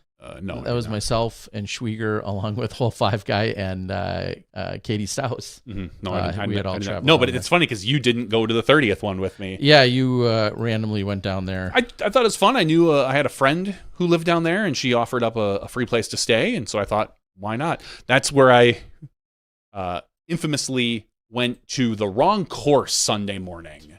Showing up, I went to... I believe it was Waterworks when I needed to be at Swope, which isn't a quick drive. No. Now, Sunday morning when there's not a lot of traffic, I made it in record time. I literally parked my car and I was running up to my hole, not knowing what hole I started on. I took kind of a random guess to get within the general area because it wasn't like we see now where it's, a shotgun, or it was a shotgun start. So everyone had a hole they had to go to. And I'm literally like running up to my hole as things were starting to go. So I was very thankful to make my tee time that day because I played pretty well that weekend, and really fun disc. And I loved those courses, those classic courses. Now they're all gone thanks to you. Not because of me. I don't know. We didn't play Rosendale that weekend, but that's still around. It's your fault. Okay, I'll take that, I guess. Right. Well, I don't think I have much else to add in here that's officially golf related. So I think we can wrap it up. Yeah. Okay. Funny, Artie says, I got to start the laundry. I've got a story about laundry in the after show. I'm going to air some dirty laundry. Oh, and we have a story. Very. Oh, I almost died. How you almost died. But we'll get to that in the after show. Okay, yeah. We got more for you. All right, well, with that, we want to thank you guys for joining us tonight. And we want to especially thank Henna. I was super excited. Obviously, she won and all that stuff. We traditionally are a little more challenged in having international players because more often than not, out of just pure timing, they win, and then oftentimes they're like within a day or so already traveling back. We've had so often we've had that. Countless times that's happened. So the fact that she won, she was still in town, or in the area. She happened to be into the central time zone, which is even better than being on the East Coast time zone for our show. Everything just aligned perfectly, and that she saw my message and was gracious enough to join us tonight. So thank you so much to Henna. Hopefully you guys got to know her even a little bit more, as she has not been on a ton of podcasts. And so it was really good to connect with her here and have conversation for all of you guys to hear and to have her share with us. And now it sounds like I'm going to get whooped in paddle, and I'm not. That part I'm not looking forward to. I mean, you were going to get whooped anyway, but yeah. But it's going to make a good vlog. It very well might. So, but thank you to her for joining, and we really appreciate it. For Johnny V, I'm the Disc Golf Guy. That's podcast 604. That's the regular show. In the after show, we've got some other silliness for you, and looking forward to sharing that. And yeah, I'm just going to go chug a few beers. With that, we'll see you in the after show when you step inside the Smashbox. Thank you to our $2 and above patrons. Your name is listed below in the credits. If you are interested in being listed as a producer in the SmashBoxxTV credits and supporting this and other fine podcasts, please visit patreon.com/SmashBoxxTV.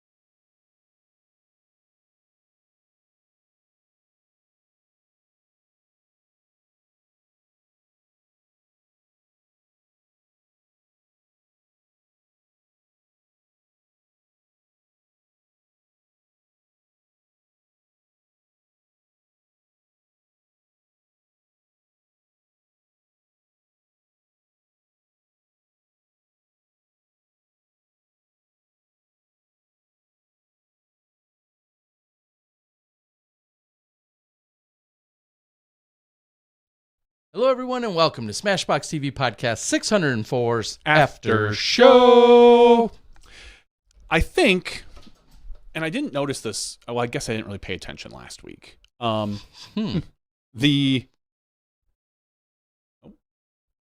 feels off. We lost power at the house little over a week ago, and I think you lost your power about a decade ago. Hey-oh. Whoa, that's different. Holy cow. All right, there's some options for like basic autocorrect for color, and I'm just bouncing through them, and I believe that. All right, so somebody needs to give us an official. I think we look check. I think we look very red now. Is what it really kind of looks. We already like. talked about that in the regular show. Yes, that feels a little bit better. And I think that the coloring was off. I'll have to mess with the coloring in the camera. It probably lost its settings when it rebooted. But I did notice, like last week, I'm like, we look a little dark. And then with Henna sitting, we didn't have a guest, so there was not a lot of contrast. But then when Henna was next to us, I'm like, oh yeah, we look real dark. Like it just the whole color thing. So yeah, so hopefully this is a little bit brighter. We will kind of we're not going to be any brighter. I was going to say no one's accused you of being too bright. Never. My kid though, really bright. Yes. He took his ACT again and he bumped it up by a point. He got a 34. Do you remember what you got? You didn't get a 34. Fuck no. I honestly I don't remember. In my head, 25 sounds right. That was I think 25, 26. I believe, because I think you needed like a 21 or a 23 to get into UW Milwaukee, where I wanted to go for architecture. And I believe I got like a 25 or 26, and they were like, "You could take it again." I'm like, "Why?" I got into what I needed to. Right. But no, my kid just killing it He had a 33, took it again, and got a 34. So goofy. So I'm proud of him. And as I mentioned in the regular show, their robotics team squeaked by and barely qualified for the World Championships. They take so many teams from the state, and they were like literally the last qualifying team. So they leave next Monday or next Tuesday morning to fly down to Houston. So where's he going to college? He's not 100% sure. I think he really likes Twin Cities. Mm. So that's one of the places he's looking. Which a Twinkie? I don't think he's ever eaten a Twinkie in his life. He may have, but yeah, no, those are the Gophers. He hasn't lived. I know, trust me. He hasn't lived. He does have aspirations, stretch goals to go to MIT. Okay. But that is like, everybody knows that's like a 1 to 2% acceptance ratio. You need to be like, not only do you need to be the best of the best practically, but you need to have a really good portfolio and all this other stuff, things I didn't have to deal with. I just submitted a test score and was like, cool, UWM let me in. They would let any monkey in, right, Tara? Good enough. Good enough. But yeah, I mean, if anyone at MIT can get my kid into school, he's a junior this year, so he's got one more year. Reach out to me, and there might be a little under the table payments. He's a really smart kid, good at engineering, all that other stuff. But yeah, so that's kind of it. I think it's going to be Twin Cities or Madison. He hasn't toured Madison yet, but I think that is a good bet for him. So. I'm thinking of so many other dumb cultural jokes that I'll refrain from making. But but awesome. Start writing those checks. Yeah, not looking forward to that. I have a little college savings for him, but it's enough to cover basically. I think. Does that cover my kids too? Did I save enough for your kid? No, I didn't. That would be nice. They would appreciate that. I'm sure Johnny. they would. I think they would appreciate that. I think I only have enough to cover like most of 1 year for my kid.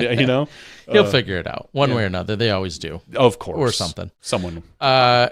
There's always the SmashBox slush fund, right? Right. And I'll embezzle some cash. Yeah. That'd be a good idea. We should find a way to start embezzling money. Can you embezzle? It needs to come in I suppose we first. could. One of us could for the other one. Right. That would make the most sense, because Yeah. then you could just play ignorant to the other one. I don't know what he's doing. Sure. I don't know where all that money came from. Beats the heck out of me.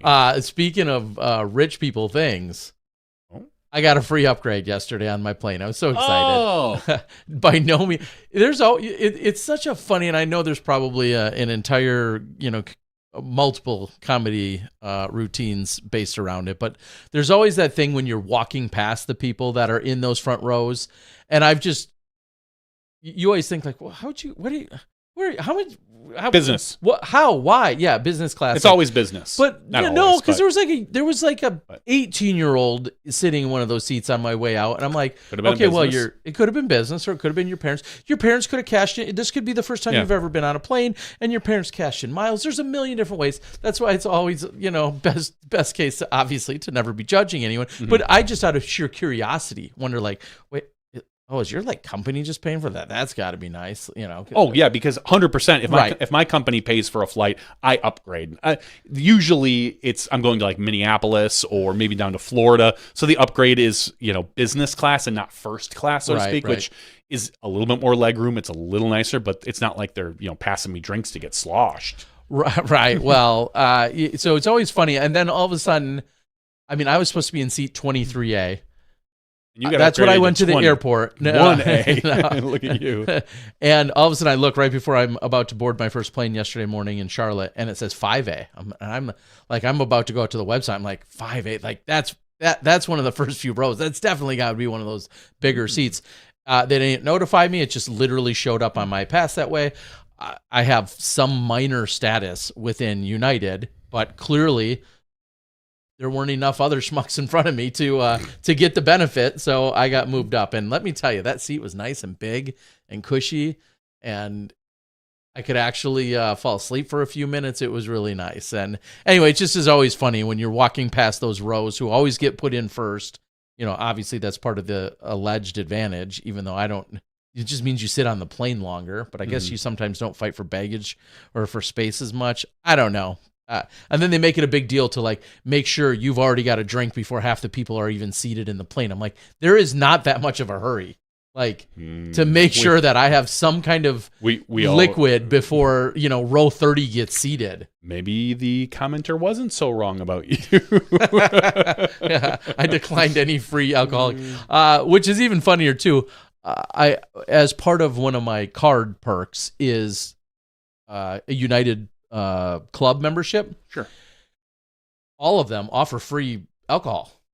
Oh yeah. Like, I think basic rail drinks, and then all of them have some kind of free beers on tap. I have never once in the 2 or 3 years I've had club status, I've never once gotten even a free alcoholic beverage. It's just having alcohol before I get on a plane just doesn't really excite me at all. Not that I'm worried about it. I clearly could. They might ask you to fly, and you want to be Yeah. you want to be straight and narrow. When they call me in. That's right. No. It just is because then I'm not. Someone has an emergency. Is there a commenter in the house? Anyone? Is there a commenter in the plane? Is there someone who's like slightly above average at playing Tetris?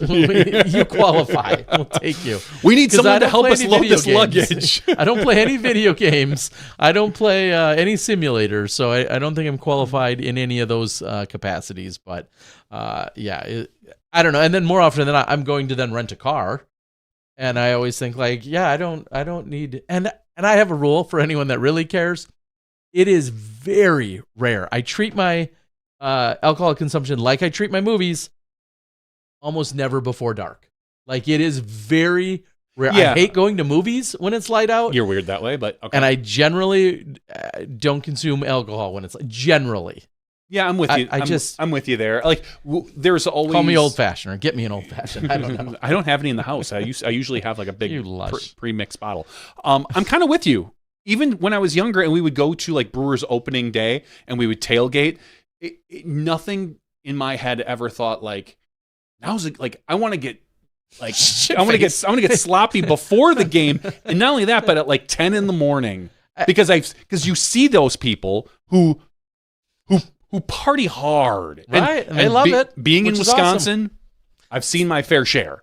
Like, they party hard, and they maybe roll into the game by the third inning if they make it into the game. I've gone to opening day, and those tickets are usually pricier than normal, that don't even make it into the game because they pregame too much. And you're just like, all right, dude. And I love watching baseball, so part of that is like, I don't want to be seeing it. I don't want to be not seeing it. I can partake in fun without that, but just, you're right. There is something that hits a little bit different when it's so, to me, when it's usually like the sun's high and it's hot and warm. Yeah. Like, just even I'm not a beer person, so a lot of people are like, oh, good frosty cold beer, not my style. There's not a mixed drink to me that hits even a nice cold Long Island iced tea, maybe like in an afternoon, but I don't make those, so usually it's an after dark kind of thing. Yeah, when the lights go off. That's right. When the lights go off, so does John. Right. That's when you get lit. That's when you light up. Anyway, I want to talk to you about a story you told me, how one Brian Earhart tried to murder you. Well, I think it was Chip, actually. No. Specifically. It was Brian Earhart. Or his alter ego, Chip. One of the two.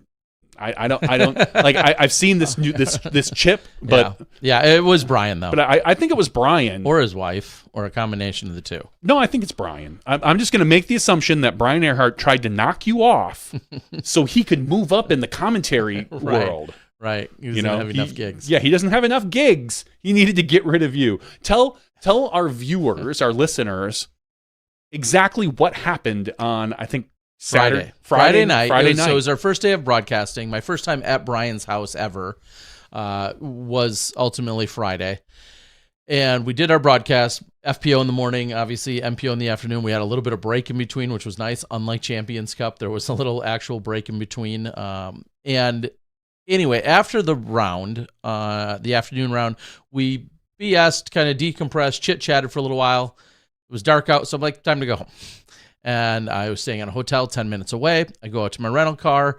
I go out his driveway, which has a significant incline. He lives about 10-ish minutes from Hornets Nest, which he's talked about. So I'm in that kind of general area of Charlotte. And just before I get to my rental car, as I'm walking out, I see something move on the ground. And I look a little more closely.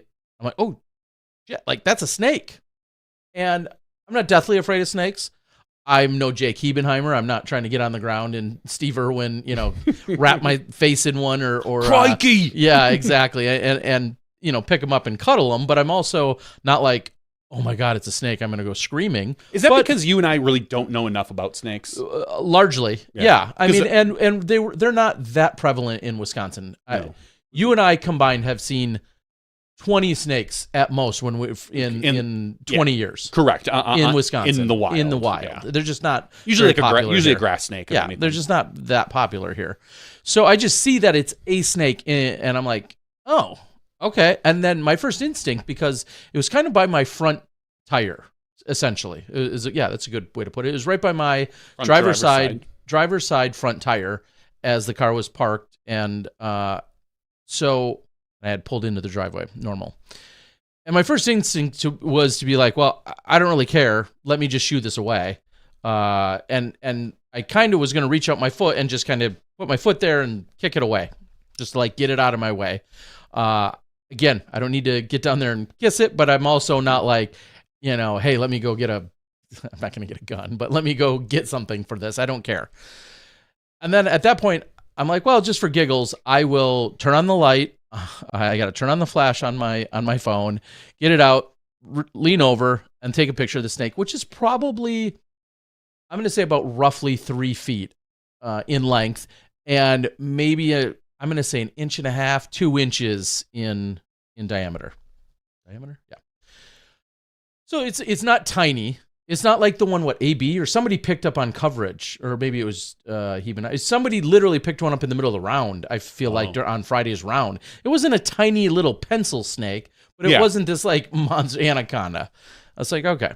So I take a picture, and just to be safe, I walk around, I backtrack, I go around the front of the car, walk around to the back of the car, to then get into the driver's side, because it was up kind of by the front tire, and I'm like, I'm not even going to mess with it.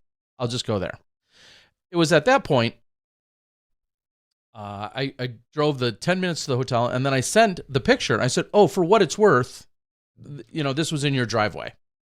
And I think Brian, and I didn't think much of it, but Brian then wrote back something along the lines of, oh my God, I don't love that for anyone, I think is what he said.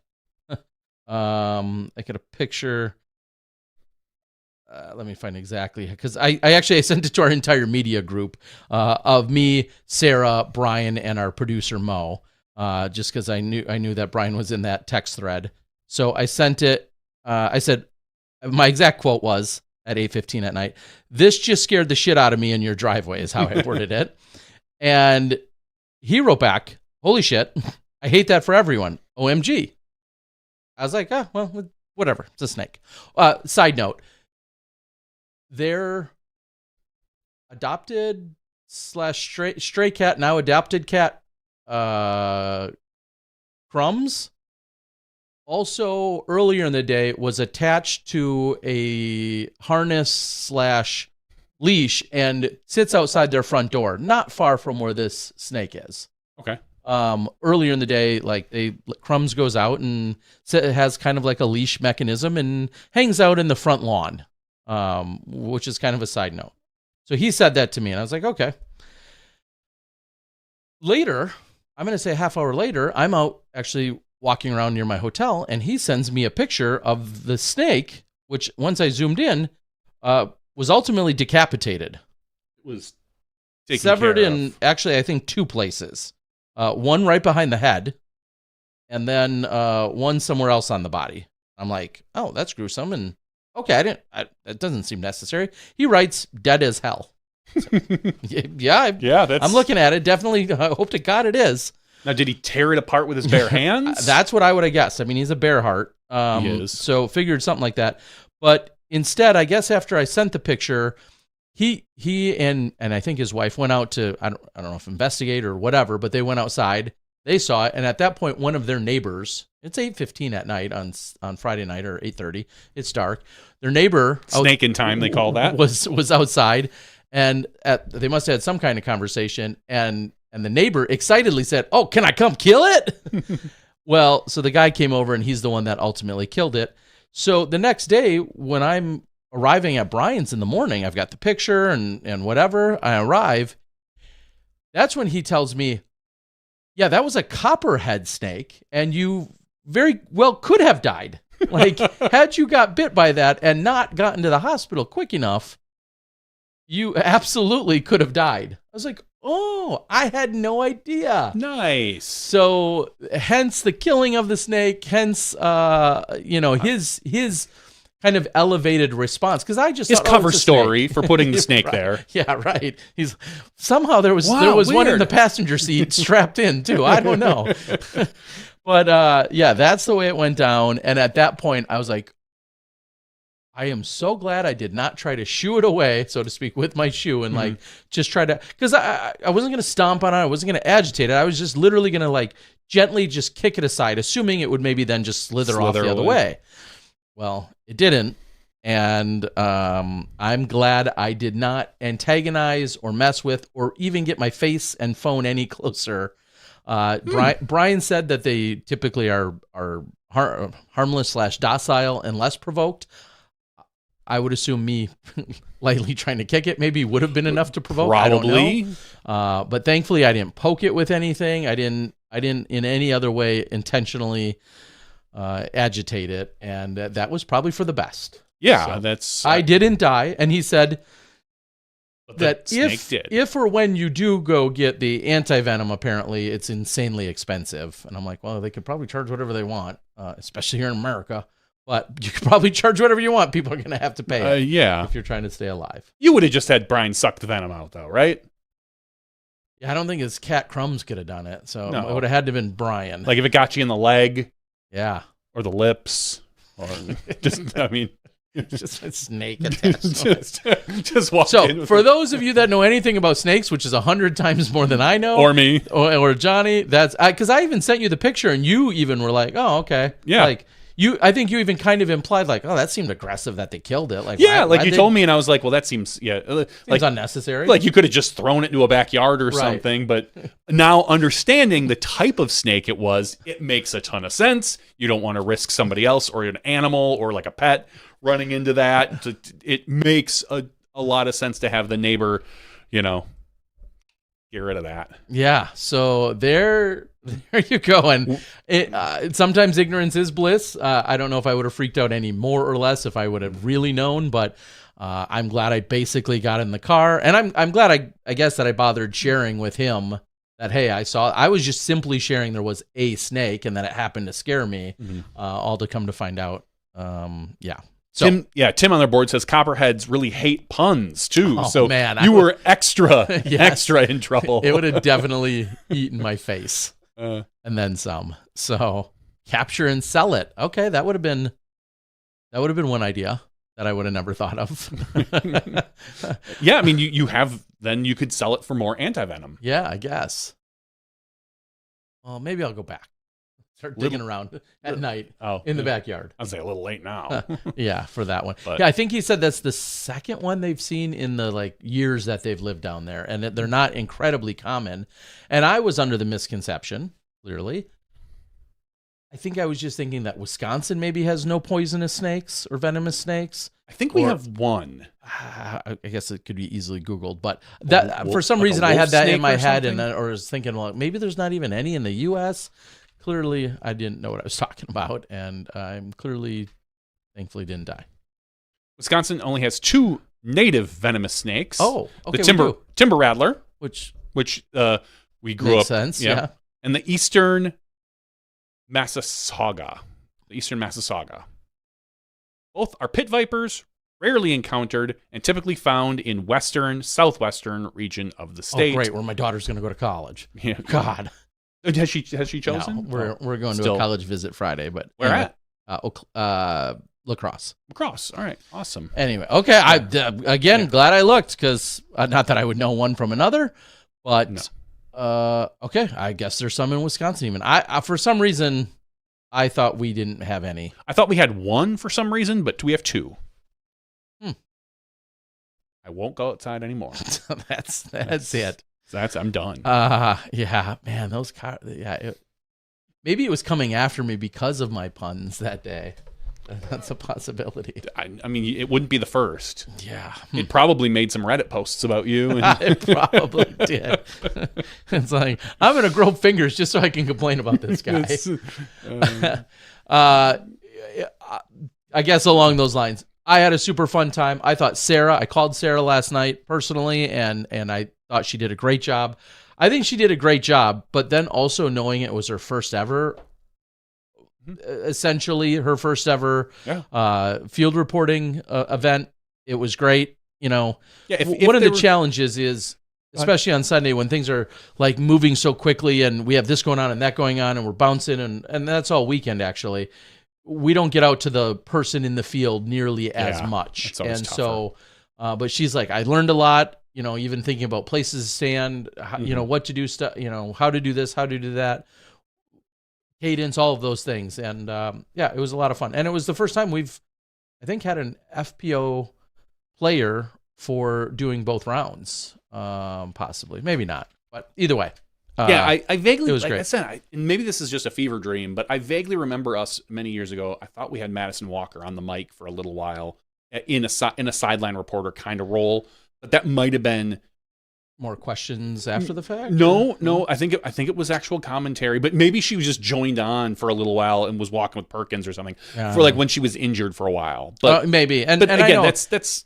I know Hannah has done some stuff. Yeah. I know Christine Jennings has done some stuff. So I'm not. But I'm not she is trying like to the downplay first full all day, all weekend scenario out there. And if I wanted to be critical, which I will be slightly at all for her, the only part that I thought like she could really maybe take, I loved most of the answers to her questions. Her interviews were decent and everything. The only part I felt she kind of maybe stumbled a little bit, and I'll admit, I watched most of the final day. I didn't watch any of the MPO, so I can't say. A lot of times they throw down to you, and then you kind of do on the course commentating. I felt like that could be a little bit improved. Like when she's just off the cuff talking about where the discs land and all this other stuff, fine. It's the actual when she kind of has to do play-by-play from the ground that I think she maybe will get better at that. And that might be just that's just where she was standing. Right. It can be hard to see the player who's throwing, things sure. things like that. That's going to be a little bit of experience. But I will say, overall, I was impressed and very happy with how she I won't say how she played, how she did on the course. It was good. Yeah. And I wasn't too surprised because when she's in the booth, she's good. Right. So but it is a different environment. It's a different set of circumstances. You never really know how someone's going to react. I enjoyed it. Yeah. It was just a lot of fun. It was one of the most unique broadcast crews that I've been part of in the recent few years, because largely I've been in the booth with Nate or Val occasionally. Nate Sexton has been in there, or Kate, last year it was myself and Val and then JK when we were at Worlds. So that's kind of been it, or then I'm out on the course. But this was entirely different. Having Brian, who I haven't done anything with in a couple of years now since like a Q series event, and then having Sarah out there, we were just an entirely unique crew in that sense. And it was just, honestly, it was just a lot of fun. So had a good time with it. And then, as I think I've said, next gig for me is Open at Austin. I believe I'm in the booth along with Des and along with Philo. And then I believe Perkins is on the ground. Perkins and or maybe even Brian. So for those that care, that's what the next one looks like. This weekend, people will be treated to Dixon Jowers again, who is widely loved when he's out there giving insights, which should be great. And obviously he's kind of in his neck of the woods, so to speak, in that Kansas, Missouri area. So Dixon Jowers will be out there, and is it? I don't even know who's in the booth. Charlie. Is he? Yeah. I think this is Charlie's last time in the booth this year. Oh, wow. Well, at least until later in the year. I know he's got one more way later. But anyway. I don't know about that. Okay, who knows? Yeah, but I'm fairly certain it's Charlie and probably Brian. Okay. I don't know if there's another FPO, if Sarah's jumping in or if it's Des, but I think Charlie's doing play-by-play. Okay. Sarah may be my favorite woman commentating in the booth now. Yeah, I like it. Terry uses a cart too. Yeah, you guys were talking about had a cart to pull all that I did see her do that. Yeah, and that was something that I told her. I thought you said all the beer around. Oh, no. I was chuckling. I was like, that's a funny joke. But no, you said gear. Gear.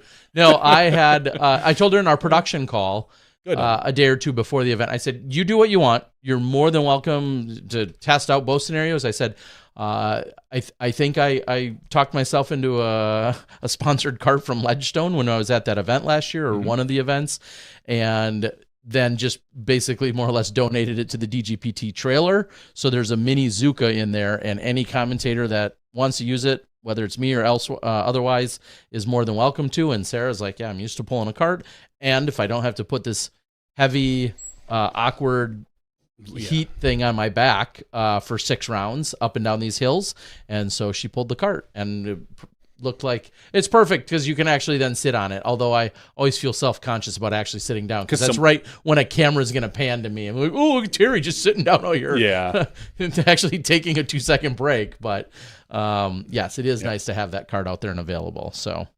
it was great.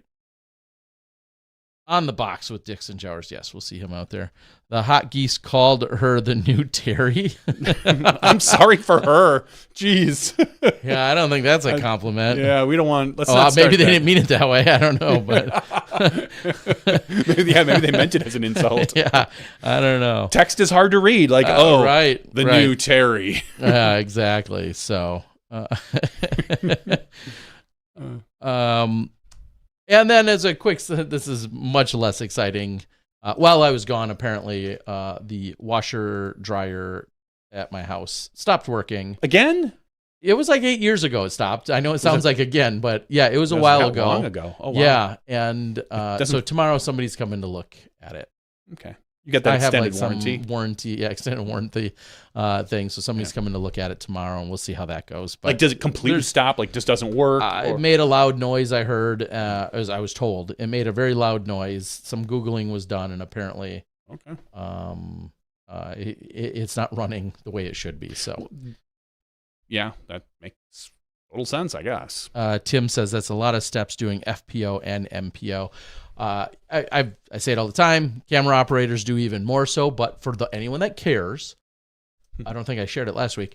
My step count for the 4 days at Champions Cup. I think you mentioned it here. Yeah, 22,000, 22,000, 21,000, and 22,000. At a place now, not like there's a lot more hills, but at a place like Jonesboro, she could probably get away with half because you can just literally slide over in a fairway. And you're like, oh, I can see stuff here.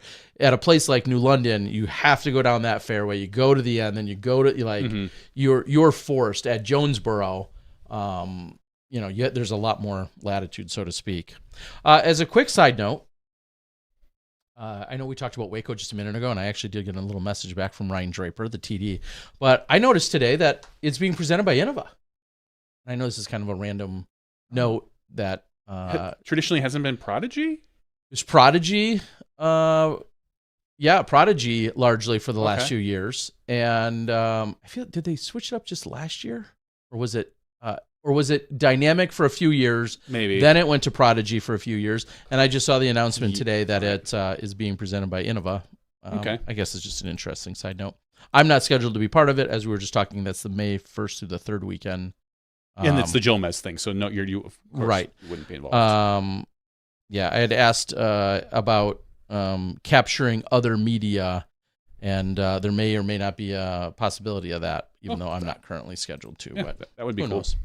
Anyway, I'm trying to think of other tidbits. Our mutual friend, our buddy Dave, is moving forward with the beehives and offering those up. I know we gave a couple away on the show the other night. The disc hives? The beehive, the disc hives. Sounds like archives. Anyways, he is making them. He's made a few adjustments, and I know they're available for order, and you can customize different colors and all those other things. I just want to say it's been really cool to watch the creative process of those continue to develop and be built out.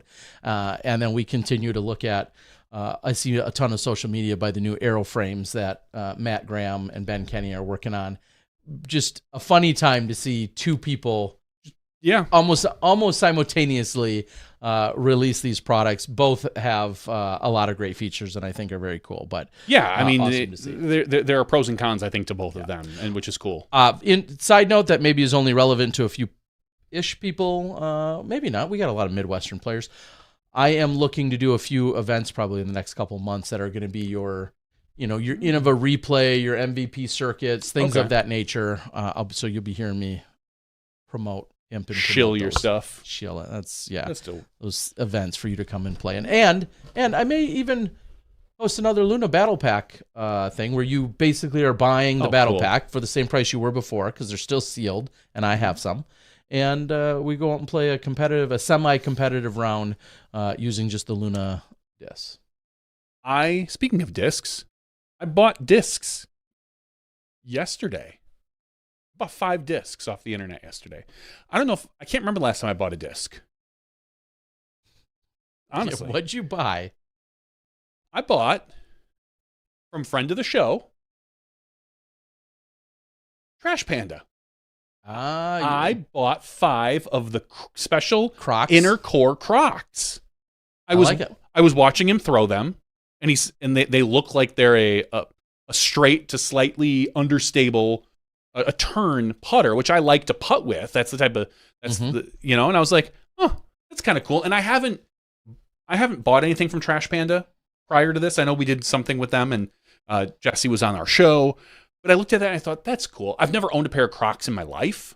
You could wear these if they don't work out as discs. Maybe we could. I don't think they'd be melt as them comfortable. a little. Yeah, I mean, just kind of try to form them around my feet. No, you're a foot guy. You could be. Maybe. Shh, quiet. No, check out my Wiki Feet page. But I thought it'd be kind of cool, and I'm always looking for different types of putters. You put it in the backyard and whatnot. And I thought, oh, it looked really cool. So I thought, you know what? Let's support our friend Jesse at Trash Panda. And I went ahead and bought 5. Because I figure there's no point in me buying one, because if I like it, I'm going to want more. If I don't like it, it can just go in the backyard for the kids to play with and me to practice putt with. So I bought 5, and I'm really excited. I can't wait until we can get them. They look really cool. Go out and take a look at the video that Trash Panda that Jesse put out there. It's just a kind of cool that they've been working on this since September, and this is their yearly Earth Day collab, and they're collabing with another Colorado company in Crocs. I think it's really cool that he had the Crocs. Apparently, the Crocs crew come in and check out how he's recycling, because apparently they tried 1 or 2 different batches and it didn't work out so well for them when they tried to actually make it. So they mixed it with some of their existing plastic, and it just came out looking really cool. So sweet. Yeah, so I'm excited to kind of get those in the next few days, and it's getting nicer out here where we live, and it's not constantly raining. So I might actually be able to get my basket and put it in the backyard without it probably sinking into some sort of puddle or muck or whatever, now that our temperatures are warming up and the backyard is starting to dry out. Good. I'm excited. But yeah, I rarely buy discs, and I just thought, yeah, this is my yearly disc purchase. I'm not a hoarder like you. I believe I have some products from Jesse over at Trash Panda that have yet to be open, and I'm going to do at some point now, especially now that we're getting closer to weather that's more consistently pleasant to be outside in. I'm going to be looking to do some kind of, I don't want to call it an unboxing. They're all discs that have already been released. There's going to be nothing special, but it's going to be my first time with them. And actually playing, practicing, throwing them, whatever. Not that I'm out giving professional disc golf reviews, but when he has such a unique product or set of products, I think it is only smarter that I know a little bit more about it. So yeah, I'm going to be looking for that. I also just put it in the chat for anyone that cares. I'll try to put it into the show notes, is the link if you wanted to go get Henna's commemorative disc. The Henna Blomroos Party Time Firebird, and it's their way of helping support and commemorate her win this weekend. So it's very cool. It's out there. It's $20.99. Not a paid ad for or by Innova by any means, but I love the idea of you supporting our guest of the show. So that's out there as well. Yeah, I don't know if I have too much. Of course, there's gonna be other stuff I'm gonna randomly think of as soon as I leave, but I think that's it. I don't have really too much else. I want to thank everybody. I looked and there were Ed Root. I will get you on the Patreon list. I forgot to update that list in the last couple weeks. Just has really not crossed my mind. I've been working on a couple other projects. So I will get that updated tomorrow, and we'll get you on that list for next week. And there's a few other people. We had like almost a record number of people that went on to SmashBoxx.tv/weekly giveaways and entered in the freeway. So first of all, thank you for listening. You have been put into our list for this week to win. If you want to regularly support the show, you can do so at patreon.com/SmashBoxxTV.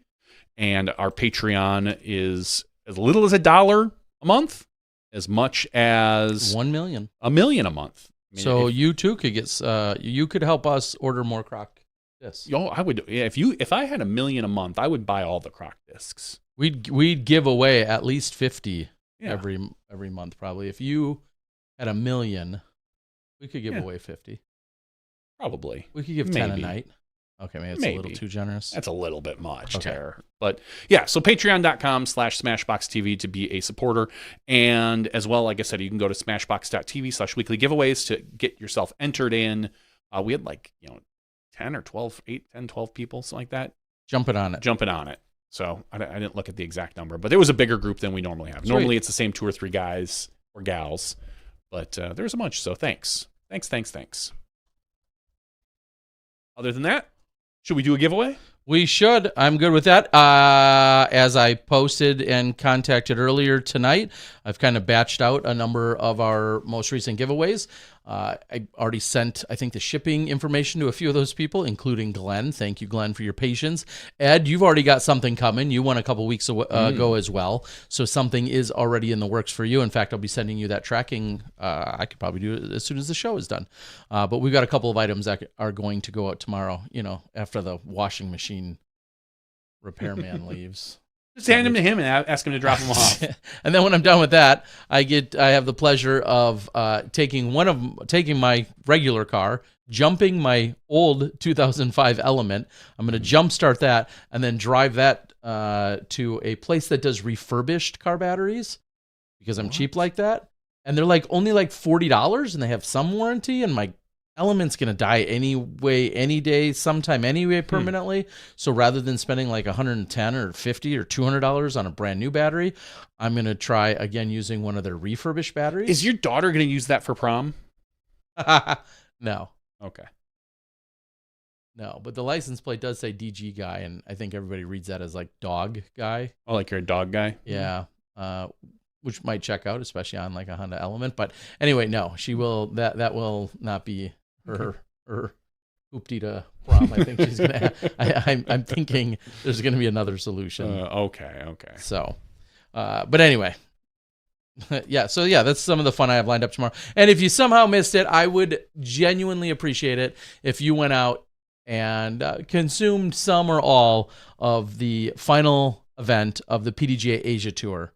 It's taking me a minute, but the final event, the 7th stop, is round 2 is out. I covered round 2 and 3 at almost every event. And the 7th stop, round 2, released earlier today on my YouTube channel. If you're a subscriber there, hopefully you are. Round 3 should drop tomorrow, and that will officially conclude our PDGA Asia Tour for the year. And I think there are already talks about next year's Asia Tour. So fun. But really, really cool to see. And I had such an incredible time, not only at the entire tour, but also specifically when I was in China. So big thanks to everyone that made that happen. Cool. All right, let's do it. Okay. As I already said, patreon.com/SmashBoxxTV. But here is our random.org page here. We have 98 people eligible for our giveaway tonight. We always generate a number or 2 or 3, and we decide at that point who we like as far as who we're going to give it to. No, I'm just kidding. What number? They're sorted by first name tonight. So what number? We got to go with the first. Henna picking up her first Pro Tour win. It's either 1 or it's 17. Which one? I'll go with 1, Terry Okay. Miller. All right. 1. Our very first the very number. first number we generate tonight will then correspond to a number on the spreadsheet, and that's who will be getting the extra bonus giveaway item I've got for you. All right. Our very first number we're generating is 56. 56. 56. So I'm We're gonna say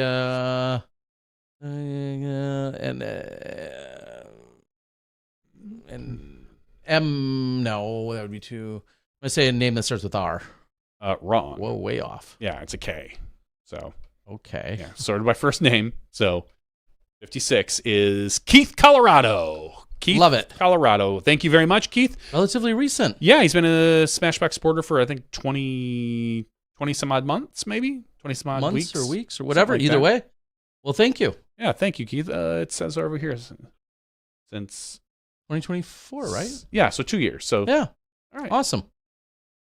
all right. Well, thank you very much, Living Keith. large, Keith, and I do not recall sending anything to Keith I don't anytime recently. Yeah, so I don't believe we thank sent you so anything much, to Keith, Keith. Colorado. But yeah, thank you very much, Keith. Much appreciated for your support.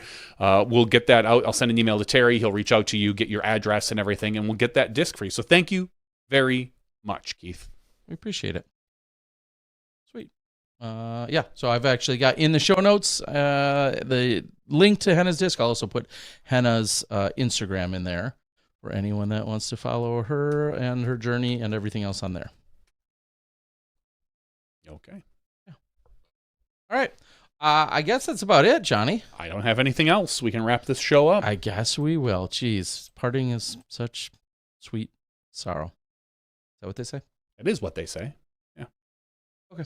With that, we're going to call it. We thank you all for joining us tonight. In the regular show, we certainly thank Henna Blomroos. Congrats to Brad and the entire crew over there at Jonesboro. Great showing. Another solid event. A lot of good fun, drama, wild stories still, a little bit of weather all over the place over the 3 days. And I think a great chance for people to really let the disc fly and for us to be able to enjoy it. And it's been such a staple on the tour for all of these years. It was awesome to be back there yet again. And in a weird way, it almost feels like a little homecoming of sorts because we've been there, we're familiar. They don't need to change it much, which also tells you how well thought out that course has been for all these years. They've added a few longer spots here and there, and that's only because the players are getting better. But it really is a testament to all the hard work that Brad and the rest of the crew put in out there. And I'll tell you, they don't have hundreds of people in that area that are working out there every single day like some of the other communities like a Charlotte has. So it's that much taller of a task for Brad to spearhead it. So nothing but props and congrats to him and his entire team and everyone for making it happen. So thank you very much for that. So for Johnny V, along with Henna in the regular show, I'm Terry Miller, the Disc Golf Guy. That's podcast 604's after show. Thank you for the support. Thanks for the love. Enjoy the action in Kansas City if you're going to be taking it in. And next week, we'll be talking about more disc golf. We'll see you then when you step inside the Smash Box.